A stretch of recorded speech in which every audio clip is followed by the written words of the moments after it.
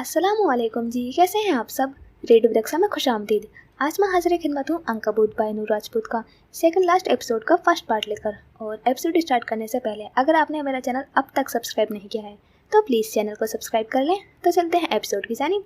अंकबूत, मार्फत और मोहब्बत सबको नहीं मिलती। अस्कलम नूर राजपूत, किस्त number 21, second last episode part 1, बाब 12, नक्शे नफरीन, द डॉपलगैंगर कर्स।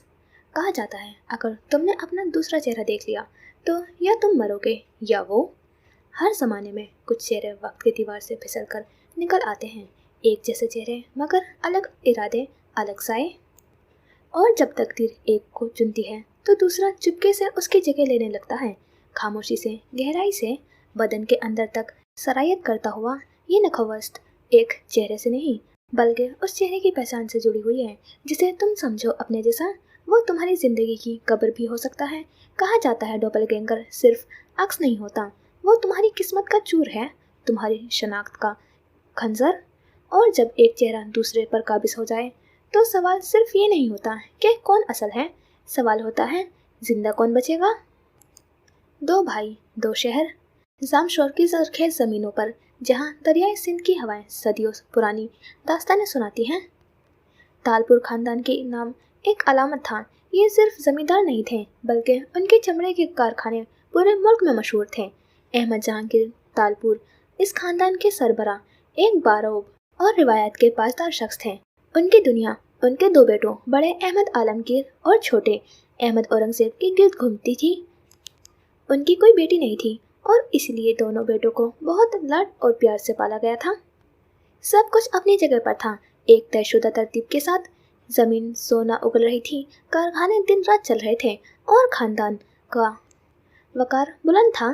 फिर एक दिन अहमद औरंगजेब ने आला तालीम के लिए लाहौर जाने का फैसला किया। ये फैसला सिर्फ एक शहर से दूसरे शहर का सफ़र नहीं था बल्कि एक नई तकदीर की तरफ पहला कदम था। लाहौर शहर जिंदगानी अपनी तमाम तर रानाओं के साथ औरंगजेब को ऐसा भाया कि वो यहीं का होकर रह गया। उसकी फिजाओं में एक ऐसी कशिश थी जिसने जामशोर की खानदानी हवेली की गिरफ्त को कमज़ोर कर दिया।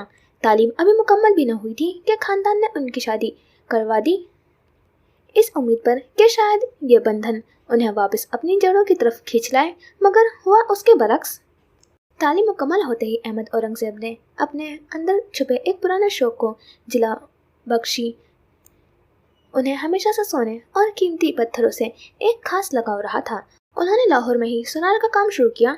उनकी मेहनत, ईमानदारी और सोने की परख में कमाल ने बहुत जल्द अपना रंग दिखाया। आहिस्ता आहिस्ता कारोबार बढ़ता गया और औरंगजेब ज्वेलर्स का नाम शहर के मोतबर जौहरियों में शुमार होने लगा। वो लाहौर में मुकम्मल तौर पर सेट हो चुके थे। पीछे जामशोर में अहमद आलमगीर भी शादी के बंधन में बंध गए थे। वो अपने वालिद के साथ खानदानी कारोबार और ज़मीनों को संभालते थे। खानदान की पहली बेटी तरन्नुम आलमगीर ने उनके घर आँख खोली। उसकी पैदाइश पर पूरी हवेली में जश्न का समा था। चंद साल बाद इधर लाहौर में अहमद औरंगजेब के घर अफाक औरंगजेब की पैदाइश हुई थी। कम उम्री में शादी और कम उम्री में ही बाप बनने वाले दोनों भाई अपनी अपनी दुनिया में मगन थे। अहमद औरंगजेब का कारोबार दिन दुगनी रात चौगनी तरक्की कर रहा था, मगर उनके घर अफाक के बाद कोई और औलाद न हुई। वो एक ही बेटे के बाप रहे, जबकि दूसरी तरफ आलमगीर के घर तरन्नुम की पैदाइश के 10 साल बाद वजाहत आलमगीर पैदा हुआ। खानदान और बरादरी के रस्म रिवाज अटल थे। उन्हीं रिवाजों के तहत बचपन में ही तरन्नुम आलमगीर और अफाक औरंगजेब का रिश्ता तय कर दिया गया था। गोके तरन्नुम आलमगीर उम्र में अफाक से कुछ बड़ी थी, मगर खानदान में इस बात को अहमियत नहीं दी जाती थी। खानदान में आला तालीम पर कोई पाबंदी नहीं थी, किसी भी कारोबार पर कोई रोक टोक नहीं थी, सिवाय एक जुर्म के, बरादरी से बाहर शादी करना। ये एक नाकाबिले माफ़ी जुर्म समझा जाता था। वक्त पर लगाकर उड़ता रहा। तरन्नुम जामशोर में ही प्राइवेट तालीम हासिल कर रही थी, जबकि अफाक लाहौर के बेहतरीन कॉलेज में पहुंच चुका था। और यहीं से कहानी ने एक नया मोड़ लिया। कॉलेज की राहदारियों में किताबों और बहसों के दरमियान अफाक औरंगजेब की मुलाकात बिल्किस फारूकी से हुई। वो उनकी सादगी और सहानत को पसंद करने लगे और ये पसंदीदगी कब मोहब्बत में बदल गई, उसे खुद भी खबर न हुई। इधर जामशोर में तरन्नुम ने जैसे ही इंटर का इम्तिहान पास किया, खानदान में उसकी शादी के लिए जोर पड़ने लगे। मगर लाहौर में बैठा अफाक इस रिश्ते के लिए तैयार नहीं था। उसके दिल व दिमाग पर बिल्किस फारूकी छा चुकी थी। वो किसी और का तसव्वुर भी नहीं कर सकता था। अहमद औरंगजेब एक अजीब कश्मकश में मुब्तला थे। एक तरफ उनके इकलौते बेटे की खुशी थी और दूसरी तरफ वो खानदानी रिवायत थी जिनकी बुनियाद पर उनकी पूरी जिंदगी खड़ी थी। मगर आखिरकार अफाक औरंगजेब की मोहब्बत जीत गई। यह फैसला औरंगजेब खानदान के लिए एक तूफान लेकर आया था। अहमद औरंगजेब को खानदान और बरादरी से काट दिया गया। उनका जामशोर से रिश्ता हमेशा के लिए टूट गया और उसी दौरान जहांगीर तालपुर वफात पा गए। लाहौर में अफाक औरंगजेब के मोहब्बत जीत गई, मगर जामशोर की हवेली में खानदानी वकार हार गया। अहमद औरंगजेब का अपने बेटे की पसंद को अपनी बरादरी की रिवायत पर तरजीह देना एक ऐसा अमल था जिसे माफ नहीं किया जा सकता था। यह खबर जब हवेली पहुंची तो अहमद आलमगीर पर जैसे आसमान टूट पड़ा। उन्हें अपने भाई के फैसले पर शदीद गुस्सा भी था और अपनी बेबसी का एहसास भी। बरादरी के ताने और बुजुर्गों की गजबनाक निगाहें उनके लिए नाकाबिले बर्दाश्त थी। उन्होंने न सिर्फ अपने भाई से तला ताल्लुकी का ऐलान करना पड़ा, बल्कि खानदान की इज्जत पर लगे दाग को धोने का दबाव भी पड़ गया। अब सबकी नजरें तरन्नुम आलमगीर पर थी। अफाक के इनकार के बाद खानदान में उसके जोड़ का कोई और लड़का नहीं बचा था। बरादरी की इज्जत दाव पर लगी थी और उसकी हिफाजत के लिए एक फौरी और मुनासिब हल दरकार था। बरादरी के बुजुर्गों ने मिलकर एक रिश्ता तजवीज़ किया। ये रिश्ता बरादरी की ही एक जमींदार का था जो उम्र में तरन्नुम से काफ़ी बड़ा और पहले से शादीशुदा था, मगर चूँकि वो साहिब सरवस था और असर व रसूख भी रखता था, इसलिए दूसरी शादी उसके लिए कोई बड़ी बात नहीं थी। अहमद आलमगीर ने दबाव में आकर ये रिश्ता कबूल कर लिया। उनके नज़दीक बेटी का किसी की दूसरी बीवी बन जाना घर में बैठे रहने से बेहतर था। मगर जब ये फैसला तरन्नुम को सुनाया गया तो उसने खामोशी से सर झुकाने से इनकार कर दिया। मैं किसी की दूसरी बीवी नहीं बनूंगी। उनका यह एक जुमला हवेली के दरो दीवार से टकराकर एक कोहराम बर्पा कर गया। ये उस लड़की की तरफ से पहली बगावत थी जिसने हमेशा खानदान के हर फैसले पर सर तस्लीम खम किया था। अहमद आलमगीर गुस्से से बेकाबू हो गए। उनकी माँ ने उसे समझाने की कोशिश की, धमकियाँ दी गई, उसका घर से निकलना बंद कर दिया गया, पढ़ाई रोक दी गई, मगर तरन्नुम आलमगीर अपने फैसले पर चट्टान की तरह अड़ी रही थी। उन्होंने साफ कह दिया था कि वो अपनी जिंदगी इस तरह बर्बाद नहीं होने देंगी। पूरी बरादरी उस एक लड़की के खिलाफ हो गई थी। उनकी शादी जबरदस्ती करने की तैयारियां होने लगी थी और ऐन उसी वक्त जब तरन्नुम खुद को बिल्कुल तन्हा और बेबस महसूस कर रही थी, जब उन्हें लगा कि वो हार जाएंगी, कहानी में अहमद औरंगजेब और अफाक की वापसी हुई। वो दोनों लाहौर से सीधा जामशोर पहुंचे। उन्हें इस जुल्म की खबर हो गई थी। उनका हवेली के दरवाजे पर यूं आ खड़ा होना सबके लिए हैरान कुन था। अहमद आलमगीर ने उनसे बात करने से भी इनकार कर दिया था, मगर अफाक सीधा पंचायत में पहुंच गया जो तरन्नुम की किस्मत का फैसला करने के लिए बैठी थी। वो पंचायत के बुजुर्गों के सामने खड़ा हुआ और उसकी आवाज़ में कोई लर्जिश नहीं थी। मैं इनसे शादी नहीं करना चाहता था क्योंकि मैं किसी और को पसंद करता हूँ, मगर मेरी बहनों जैसी हैं और मैं इसी नाते से इनके साथ ये जुल्म भी नहीं होने दूंगा। ये अफाक औरंगजेब था और उसके वालिद अहमद औरंगजेब खामोशी से अपने बेटे के साथ खड़े थे, उसके हर लफ्ज़ की तायद करते हुए। पंचायत में एक शोर मच गया था। एक तरफ बरादरी की अना थी, दूसरी तरफ एक लड़की का मुस्तकबिल और उसके हिमायती जो खुद बरादरी के मुजरिम थे। कई घंटों के बहस और फैसलों के बाद आखिरकार पंचायत ने अपना हुक्म सुनाया। ये फैसला इंसाफ नहीं, ताकत का मुजाहरा था।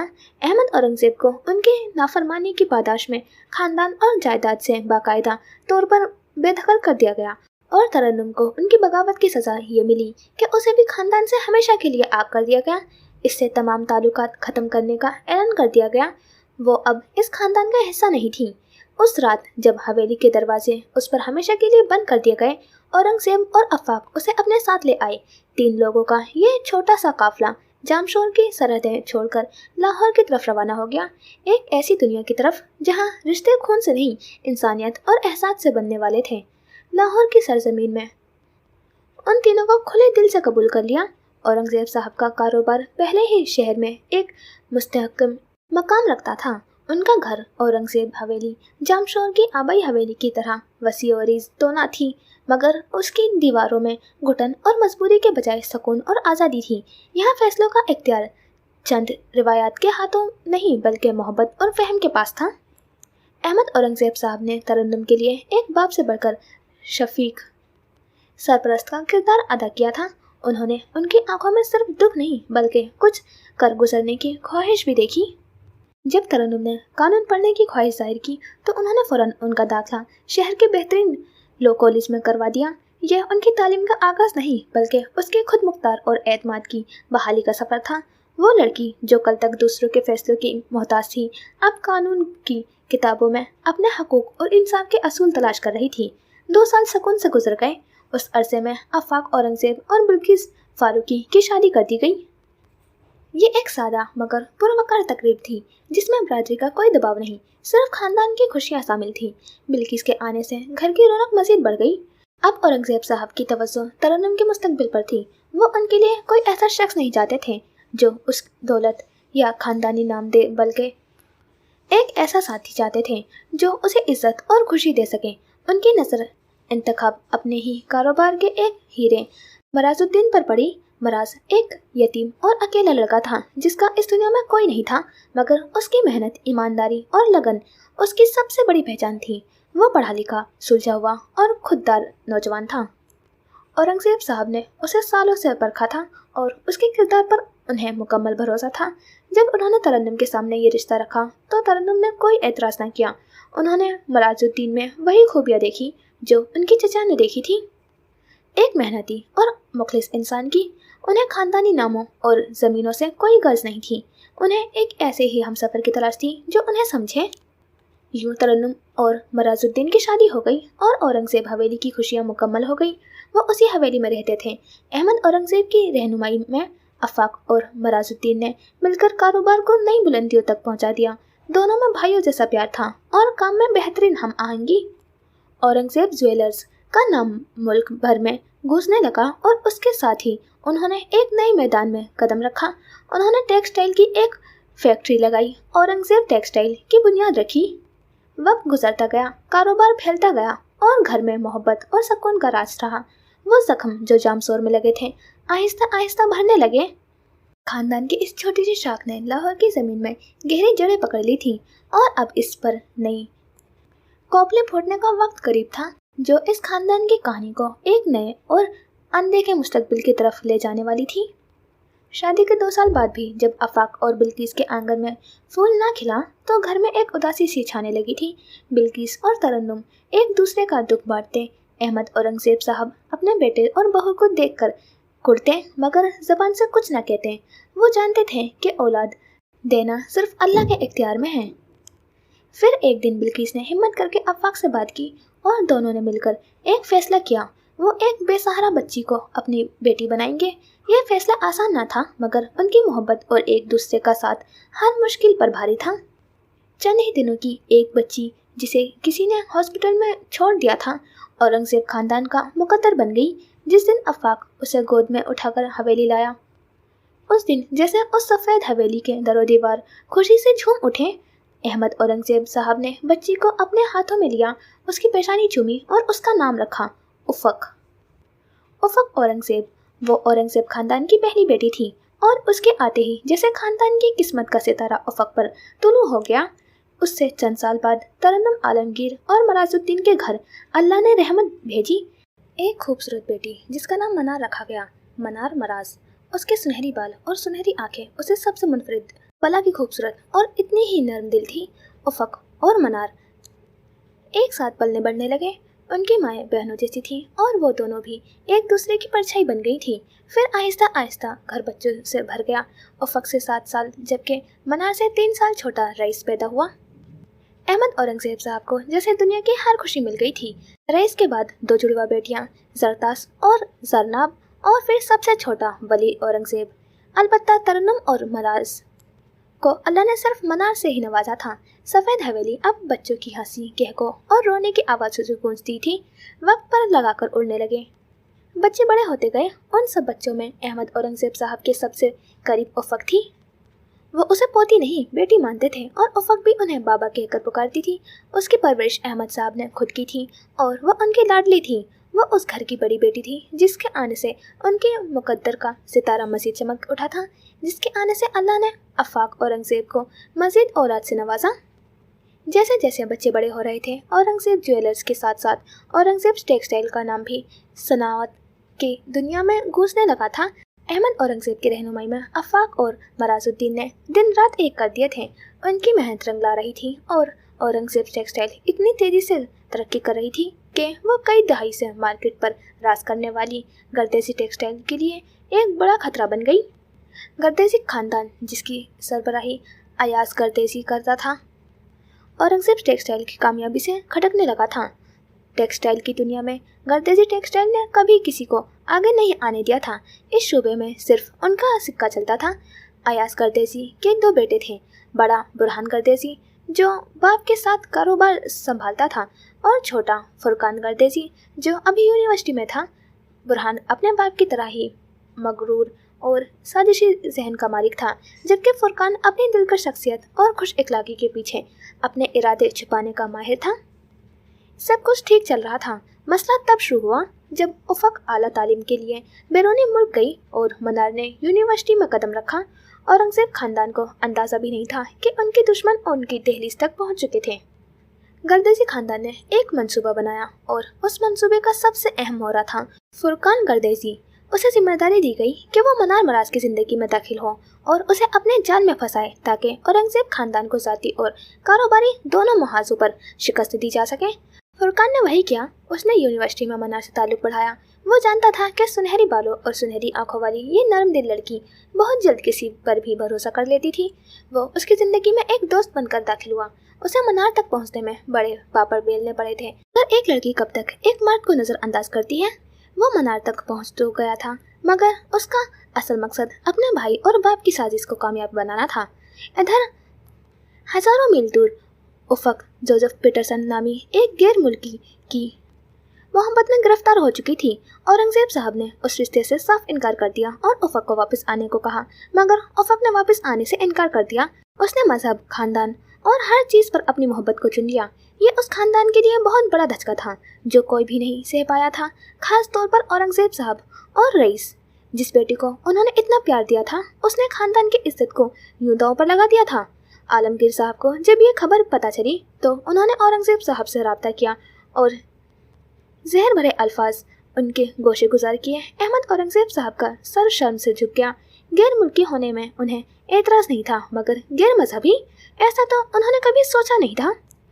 उफक के इस कदम ने मनार की ज़िंदगी में मुश्किल पैदा कर दी। वो औरंगजेब जो ख़ानदानी रिवायत से बागी थे, इस कदम ने उन्हें मजबूर कर दिया और उन्होंने मनार और रईस का रिश्ता तय कर दिया।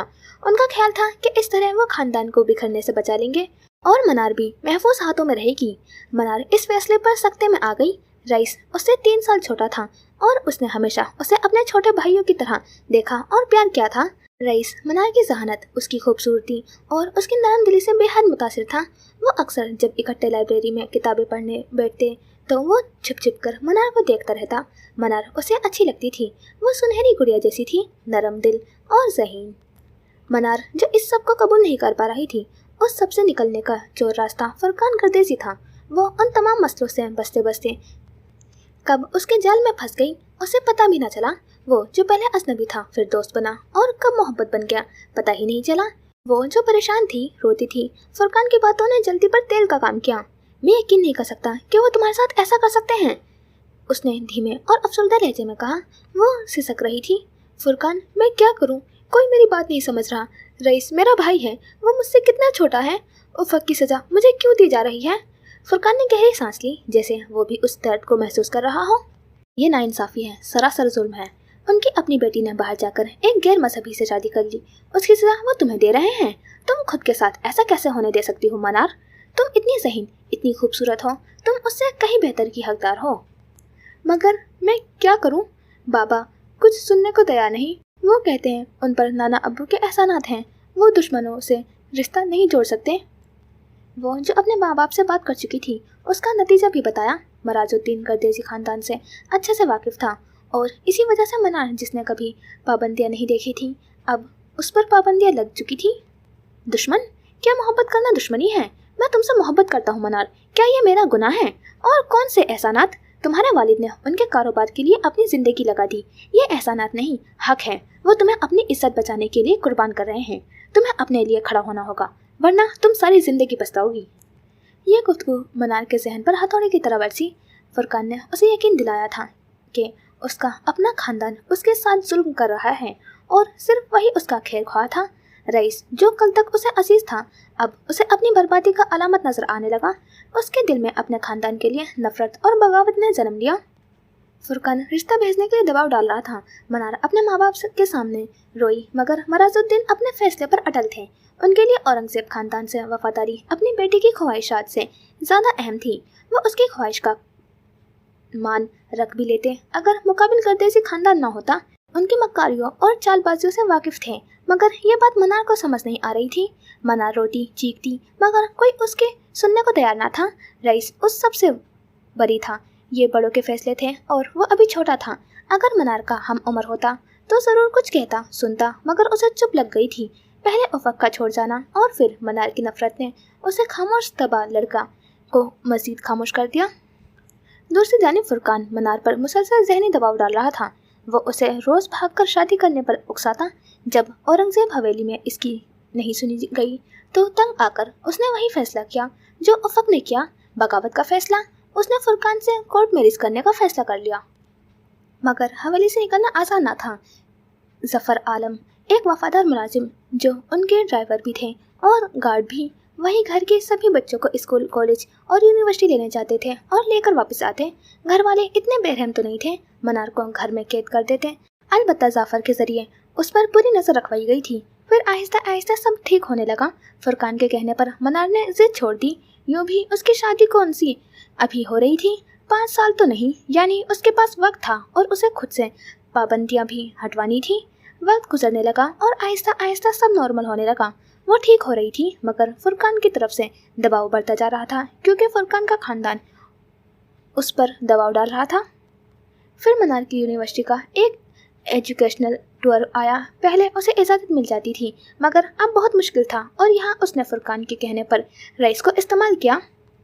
तुम मेरी आखिरी उम्मीद हो रईस, मुझे कुछ दिनों के लिए इस माहौल से दूर जाना है। यूनिवर्सिटी का टूर जा रहा है। अगर तुम बाबा और नाना अब्बू से सिफारिश करो तो वो मान जाएंगे।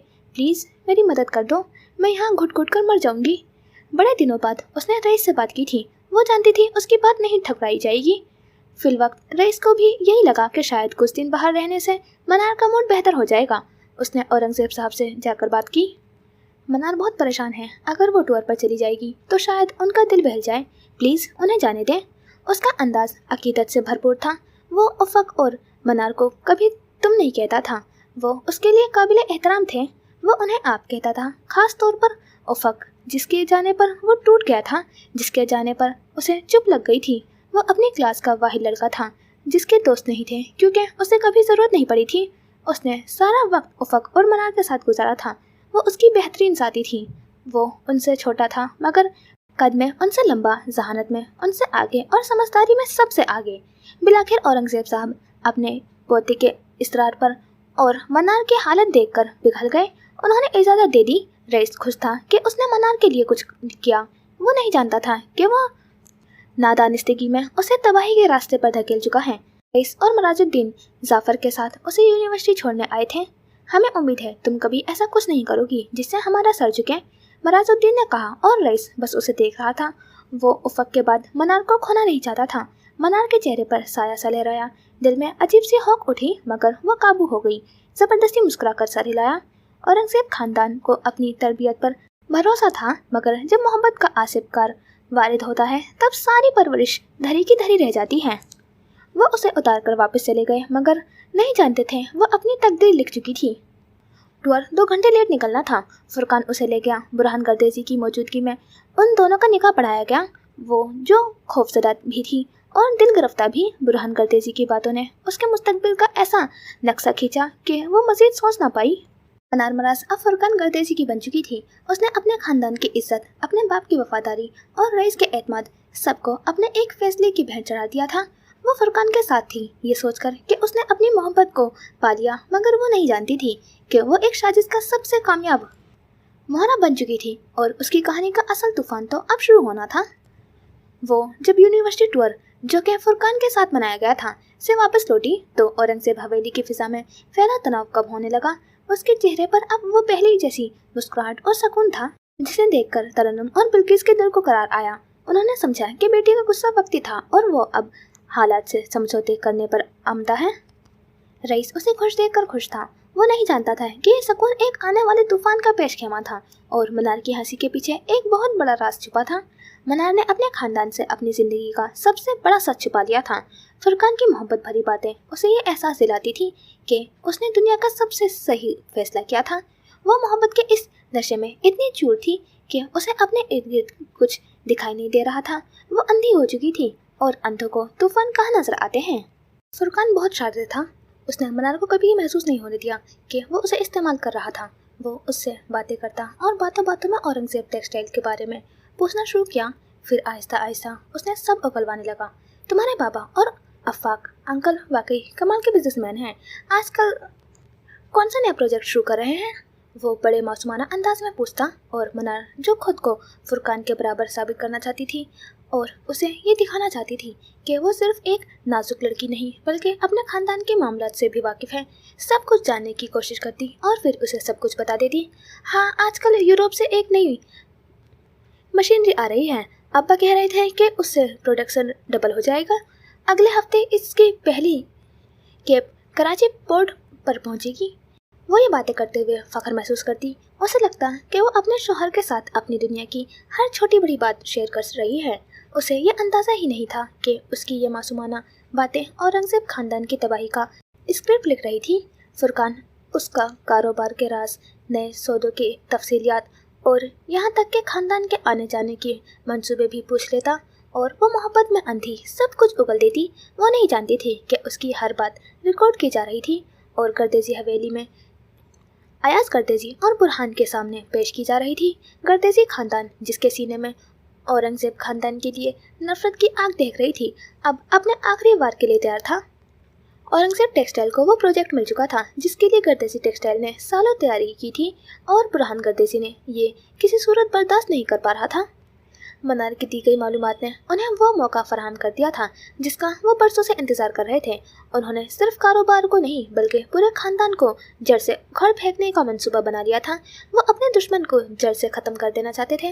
वो एक आम सा दिन था। खानदान ने शहर से बाहर फार्म हाउस पर वीकेंड गुजारने का प्रोग्राम बनाया था। सब खुश थे और तैयारियों में मसरूफ थे। 3 बड़ी गाड़ियाँ तैयार खड़ी थी। मनार की तबीयत खराब थी और उसने जाने से मना कर दिया था और उसकी वजह से तरन्नुम बेगम और मराजुद्दीन भी नहीं जा रहे थे। उस दिन आफाक औरंगजेब के साथ उनके एक दोस्त भी थे, इब्राहिम सुल्तान, सोनिया सुल्तान के वालिद। मगर किसे मालूम था जो 2 गाड़ियां पहले निकली चुकी थी उन्हें मौत उचक लेगी। बिल्किस बेगम और अहमद औरंगजेब साहब के साथ रईस आखिरी गाड़ी में जाने वाला था। अहमद औरंगजेब साहब की दवा उन्हें मिल नहीं रही थी और बिल्किस बेगम उसे ढूंढने में लगी थी। रईस अपनी किताब पैक कर रहा था जबकि बाहर जफर गाड़ी में होने वाली गैर मामूली खराबी ठीक करने की कोशिश कर रहा था, मगर तब तक फार्म हाउस की तरफ जाने वाला रास्ता उन्हें निकल चुका था। यही चंद लम्हों की ताखीर उनकी जिंदगी बचाने का सबब बनी। पहली 2 गाड़ियां हवेली के बड़े गेट से बाहर निकली। उन्होंने पीछे रह जाने वालों को हाथ हिलाकर अलविदा कहा। कौन जानता था कि ये उनकी आखिरी झलक होगी। ये मुस्कुराहटें हमेशा के लिए तस्वीरों में कैद हो जाएंगी। गाड़ी को निकले हुए बमुश्किल 15-20 मिनट गुजरे होंगे कि हवेली में फ़ोन की घंटी बजी। एक ऐसी घंटी जिसने हंसती बसती दुनिया को एक लम्हे में कब्रिस्तान बना दिया। रईस ने फ़ोन उठाया। दूसरी तरफ एक अजनबी घबराई हुई आवाज़ थी। क्या ये औरंगजेब हवेली है? हाईवे पर आपकी गाड़ियों का बहुत बड़ा एक्सीडेंट हुआ है। उसके हाथ से फ़ोन छूट गया। उसके कानों में साए साए होने लगी। उसके बाद जो हुआ वो किसी कामत से कम ना था।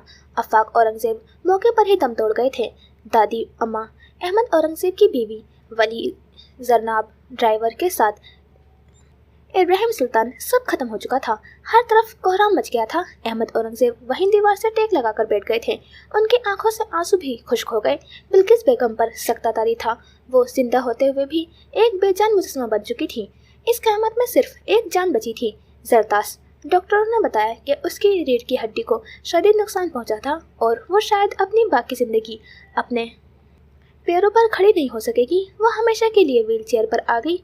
मनार एक कोने में खड़ी ये सब देख रही थी। उसका दिमाग माउफ हो चुका था। उसकी माँ रो रही थी। उसके नाना जिंदा लाश बन चुके थे। रईस पथरा गया। सब चले गए। ये इतना भयानक हादसा कुदरती नहीं हो सकता। अचानक उसके जहन में फुरकान के अल्फाज गूंजे। तुम लोग किस रास्ते से फार्म हाउस जाते हो? वही पुराना हाईवे वाला रास्ता? वो सुन हो गई। कौन कौन जा रहे हैं? अच्छा तुम नहीं जा रहे? चलो ये तो अच्छा है। ये सवालात जो उस वक्त उसे मोहब्बत भरे लगे थे अब जहरीले सांप बनकर उसके जहन में फनकार रहे थे। उसके कदमों तले से जमीन निकल गई थी। उसे एक लम्हे में समझ आ गया था कि ये कोई हादसा नहीं था, ये एक सोचा समझा कत्ल आम था। ये उसके खानदान का कत्ल था और कातिल कोई और नहीं, वो खुद थी। उसके दी गई मालूमात ने उसके अपने खानदान को मौत के घाट उतार दिया था। रईस जो पथराया खड़ा था, उसने एक नज़र मनार पर डाली, बस वो एक नज़र और सब खत्म हो गया। मनार का पूरा वजूद कांपने लगा। उसके हलक से एक नाकाबिले यकीन दर्दनाक चीख निकली और वो वहीं बेहोश होकर गिर पड़ी। औरंगजेब हवेली पर कयामत टूट चुकी थी और इस कयामत की वजह वो खुद थी।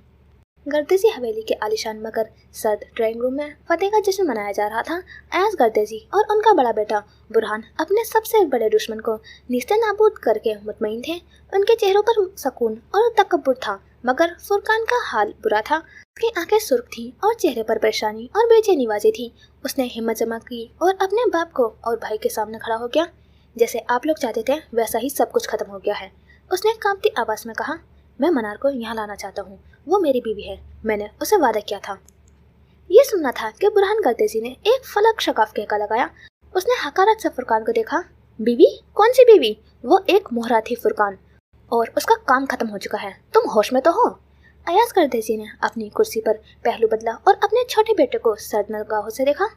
उस लड़की का अब हमारी जिंदगी में कोई काम नहीं, वो एक जिंदा सबूत है हमारे खिलाफ, एक चलता फिरता खतरा। उसे यहाँ लाने की हिमाकत मत करना।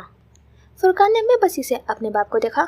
मैं उससे मोहब्बत करता हूँ, वो मेरे लिए मोहरा नहीं थी, मैंने उसे इस्तेमाल नहीं किया, मैंने उससे मोहब्बत की है और उसे यहाँ लाने के लिए वो सब किया जो आप लोगों ने कहा। मोहब्बत? बुरहान तंज़िया अंदाज में बोला। वाह क्या मोहब्बत है दुश्मन की बेटी से, जिसके खानदान को हमने अपने हाथों से तबाह किया है। वो लड़की अब किसी काम की नहीं है, उसका खानदान मर चुका है, उसका बाप कंगाल हो जाएगा और वो खुद एक जिंदा लाश बन जाएगी। या नफसियाती मरीज, ऐसी लड़की को गर्देजी खानदान की बहू बनाओगे? लोग थूक करेंगे हम पर।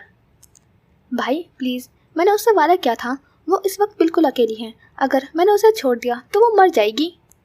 तो मर जाने दो, अयाज गर्देजी ने बेरहमी से कहा और फैसला सुना दिया। उस लड़की से आज के बाद तुम कोई राब्ता नहीं रखोगे। वो औरंगजेब खानदान का खून है और दुश्मन का खून हम अपने घर में शामिल नहीं करते। फुरकान तुम मेरे बेटे हो, गर्देजी खानदान के वारिस हो। एक मामूली लड़की के लिए खानदान की इज्जत और मुस्तकबिल दांव पर मत लगाओ। ये मामला यहीं खत्म होता है, ये तय था, तुम उसे हासिल कर चुके हो, और क्या चाहिए? मर्द को यही चाहिए होता है, बस अब इसका ख्याल अपने जहन से निकाल दो। फुरकान वहाँ बुत बना खड़ा रह गया। ये सच था, वह अपने भाई बाप के कहने पर मनार के पीछे गया था, मगर उसकी खूबसूरती और उसकी मासूमियत ने उसे पागल कर दिया था। निकाह के बाद जो वक्त उन्होंने साथ गुजारा था वो उसके लिए दुनिया के सबसे हसीन पल थे। वो बेहतर है मनार की मोहब्बत में गिरफ्तार हो चुका था। जिस खानदान के लिए उसने अपनी मोहब्बत को दांव पर लगाया था, जिस मंसूबे की कामयाबी के लिए उसने मनार की जिंदगी तबाह कर दी थी, आज वही खानदान उसे धुतकार रहा था। उसे पहली बार एहसास हुआ कि इस सर्द और बेरहम दुनिया में मोहब्बत की कोई कीमत नहीं थी। वो अपने ही घर में अपने ही बाप और भाई के सामने बेसूद और बेबस था। कई दिन गुजर गए थे। मनार पर जो कयामत टूटी थी उसने उसे नीम पागल कर दिया था। वो ना खाती ना पीती थी, बस खला में घूरती रहती। उसके जहन में बार बार अपने घर वालों के हंसते चेहरे और फिर हॉस्पिटल का वो दिल दहला देने वाला मंजर घूमता। उस सारे अजाब में उसके पास उम्मीद की सिर्फ एक किरण थी, फुरकान। काश वो उससे राब्ता करे और उसे बताए कि उसका इसमें कोई अमल दखल नहीं। काश वो कहे कि उसने कुछ नहीं किया। वो आए और उसे उस दर्द भरे जंगल से निकाल कर ले जाए। उसने फुरकान से बात करने की कोशिश की, उस तक पहुंचने की कोशिश की, मगर वो तो जैसे गायब हो चुका था। उससे राब्ता नामुमकिन था। इतने बड़े हादसे पर रईस नहीं रोया था। उसकी आंखें बतरा गई थीं। वो मनार को देखता था और उन आंखों में बहुत कुछ होता था, मगर उसकी जबान खामोश थी, बिल्कुल खामोश, जैसे गूंगा हो गया हो। मनार ये सब सह नहीं पा रही थी। उसका ज़मीर उसे कचोके लगा रहा था। वो उस दर्द से बाहर निकलना चाहती थी। वो सच्चाई जानना चाहती थी ताकि उसे सुकून मिल सके। उसने बेशुमार के बाद आखिरकार फुरकान से राब्ता कर लिया। फुरकान ने दबाव में आकर उसे शहर के एक पुराने वीरान कारोबारी इलाके में मिलने के लिए बुलाया। मनार टूटी फूटी हालत में जफर की मिन्नतें करने के बाद वहाँ पहुंची। मुझे सच जानना है जफर अंकल, मुझे उम्मीद है आप मेरी मदद करेंगे। प्लीज़ किसी को नहीं बताइएगा, मेरा आज फुरकान से मिलना बहुत ज़रूरी है। वो भराई लहजे में बोली और जफर ने कुछ सोचते हुए अस्पताल में सर हिलाया। वो उसे ले गया। वो उम्मीद पर आई थी कि शायद आज सब ठीक हो जाएगा। वो एक खाली दफ्तर में उसका इंतजार कर रही थी। बाहर जफर को उसने कहा था कि अगर वो 10 मिनट तक बाहर न आई तो वो अंदर आ जाए। चंद लम्हों बाद जब दरवाज़ा खुला मगर अंदर आने वाला शख्स फुरकान नहीं बल्कि उसका भाई बुरहान गर्देजी था। मनार का दिल जैसे धक से रह गया। फुरकान कहाँ है? उसने कमज़ोर आवाज़ में पूछा। बुरहान ने दरवाज़ा बंद किया और उसके गिर्द एक तनसिया चक्कर लगाया जैसे कोई शिकारी अपने शिकार को देखता है। उसकी आंखों में हकारत और फतेह का नशा था। कौन फुरकान? ओह, वो जो तुमसे मोहब्बत के लंबे चौड़े दावे करता था, उसने मुस्कुराते हुए कहा। उसके पास तुम जैसी फजूल लड़कियों के लिए वक्त नहीं है। मनार को लगा जैसे किसी ने उसके कानों में पिघला हुआ शीशा डाल दिया हो। क्या क्या मतलब है आपका? वो उसके बिल्कुल करीब आकर खड़ा हो गया। उसकी आवाज़ अब एक जहरीली सरगोशी में बदल चुकी थी। तुम्हें अभी तक समझ नहीं आई? तुम सिर्फ इस्तेमाल हुई हो। तुम एक बेवकूफ़ जज्बाती मोहरा थी जिसे हमने तुम्हारे खानदान को तबाह करने के लिए इस्तेमाल किया। तुम्हारी हर बात, तुम्हारी हर मालूमात हमारे लिए एक हथियार थी। जिस दिन तुमने अपनी फैमिली के ट्रेवल प्लान का बारे में बताया था उसी दिन उनकी मौत का दिन मुकर्रर हो गया था। और फुरकान, वो तुमसे मोहब्बत नहीं करता, उसने सिर्फ तुम्हें इस्तेमाल किया है। तुम एक इस्तेमालशुदा चीज़ हो। मनार की आंखें खौफ और नाकाबिल यकीन से फैल गई। वो नफ़ी में सर हिलाने लगी। नहीं नहीं, फुरकान मुझसे मोहब्बत करता है, ये झूठ है। मोहब्बत? वो जोर से हंसा। फुरकान अपने खानदान का वफादार है, तुम्हारी तरह नहीं जिसने चंद मीठे लफ्ज़ों के लिए अपने पूरे खानदान को बेच दिया। और अब सुनो, गर्देसी खानदान को तुम में कोई दिलचस्पी नहीं है। हम दुश्मनों के खून को अपने घर में पनाह नहीं देते, समझी? तुम इस्तेमाल हो चुकी हो और इस्तेमालशुदा चीज़ को हम कचरे में फेंक देते हैं। ये आखिरी जुमला एक हथौड़े की तरह मनार के वजूद पर बरसा। इस्तेमाल हो गई थी, ये लफ्ज़ उसके दिमाग में गूंजने लगे। ये सदमा उसके खानदान के मरने के सदमे से भी बड़ा था। जिस मोहब्बत के लिए उसने अपने माँ बाप, अपने खानदान, अपनी इज्जत सब कुछ कुर्बान कर दिया, वो एक धोखा था, एक साजिश थी। उसकी वजह से उसके अपने मारे गए थे और अब उसे इस्तेमाल करके फेंक दिया गया था। सब तबाह हो गया था। उसका अपना बनाया हुआ महल रेत की दीवार की तरह गिर चुका था। फुरकान मुल्क छोड़कर जा चुका है, उसे तुम्हें कोई दिलचस्पी नहीं है। आइंदा हमसे दूर रहना। बुरहान गर्देजी उसे इसी हालत में छोड़कर दफ्तर से बाहर निकल गया। वो वहीं फर्श पर गिर गई। उसकी आंखों से आंसू नहीं निकल रहे थे, उसकी रूह चीख रही थी। उसे एहसास हो रहा था कि असल क़यामत तो अब शुरू हुई थी। एक ऐसी क़यामत जिसमें वो जिंदा रहेगी मगर हर सांस के साथ अपनी बेवकूफ़ी, अपनी खयानत और अपने इस्तेमाल होने के अज़ाब को भुगतेगी। औरंगज़ेब हवेली जो कभी कहको खुशियों और ज़िंदगी से भरपूर थी अब एक मकबरा बन चुकी थी। उसके दरो दीवार से एक सन्नाटा लिपटा हुआ था मगर ये खामोश सन्नाटा नहीं था, ये एक चीखता हुआ असियतनाक सन्नाटा था जो हर लम्हा वहाँ बच जाने वालों के समातों से टकराता था। अहमद औरंगज़ेब एक जिंदा लाश बन चुके थे जो सारा दिन बस खला में घूरते रहते। बिल्किस बेगम की हालत उनसे मुख्तलिफ ना थी। वो एक ही जगह साकित बैठी रहती जैसे उनकी रूह उनके शोहर और बच्चों के साथ ही दफन हो चुकी हो। रईस एक ही रात में जैसे सदियों का सफ़र कर गया था। उसके चेहरे की मासूमियत की जगह एक गहरी खौफनाक संजीदगी ले ली थी। हैरत की बात यह थी वो अपनों की मौत पर भी नहीं रोया था। एक आंसू उसकी आंख से नहीं बहा, वो बस जैसे पत्थर का हो गया था। सरताज की व्हीलचेयर की हर हरकत एक खामोश इल्जाम की तरह गूंजती थी। और मराजुद्दीन वो एक टूटा हुआ बाप था जिसकी आंखों में अपनी बेटी के लिए अब कोई मोहब्बत नहीं, सिर्फ एक सवालिया नफरत बाकी थी। वो उससे बात नहीं करते थे, बस कभी कभी उसे ऐसे देखते जैसे वो कोई कातिल हो, क्योंकि वो जानते थे उस हादसे में उसका हाथ जरूर था। तरन्नुम बेगम उससे सूरत हाल में बुरी तरह फंस चुकी थी। एक तरफ रोती बिलखती बेटी थी जो कुछ भी कहने और बताने से कासिर थी, जबकि दूसरी जानिब पूरा खानदान जिसमें से आधे अफराद मर चुके थे। और इन सब के बीच में थी मनार। इस क़यामत की वजह, इस तबाही की मामार, अंजाम मामार, एक इस्तेमाल होने वाला मोहरा। वो अपने कमरे में कैद थी मगर ये कैद सलाखों की नहीं थी, यादों और पछतावों की थी। फुरकान गर्देजी ने उसे अंदर बाहर से बेतरह तोड़ दिया था। उसे अभी तक यकीन नहीं हो रहा था कि वो इस्तेमाल हो चुकी थी और अपनों को खो देने का दुख एक ऐसा दर्द जिसने उसके दिल को छलनी कर दिया। वो एक जानवर की तरह बिलख रही थी। उसका पूरा वजूद दुख की शिद्दत से लरस रहा था मगर इस दुख के नीचे एक और आग देख रही थी, एक ऐसी आग जो उसकी रूह को झुलसा रही थी, एक पछतावे और जिल्लत की आग। उसे याद था कि वो किस फख्र से फुरकान को अपनी फैमिली के राज बताती थी। उसे अपनी वो बेवकूफ़ाना मुस्कुराहट याद आई, वो एतमाद याद आया जिससे वो कहती थी, फुरकान तुम मेरे हो और मेरी हर चीज़ तुम्हारी है। और फिर उसे बुरहान के अल्फाज याद आए, तुम सिर्फ इस्तेमाल हुई हो, इस्तेमाल शुदा चीज़ों को हम कचरे में फेंक देते हैं। यह हकीकत एक तेज़ाब की तरह उसके अंदर फैल गई। उसका रोना एकदम थम गया, आंसू खुश्क हो गए और उनकी जगह एक जलन ने ले ली, एक ऐसी जलन जैसे कोई उसकी रूह को गर्म सलाखों से दाग रहा हो।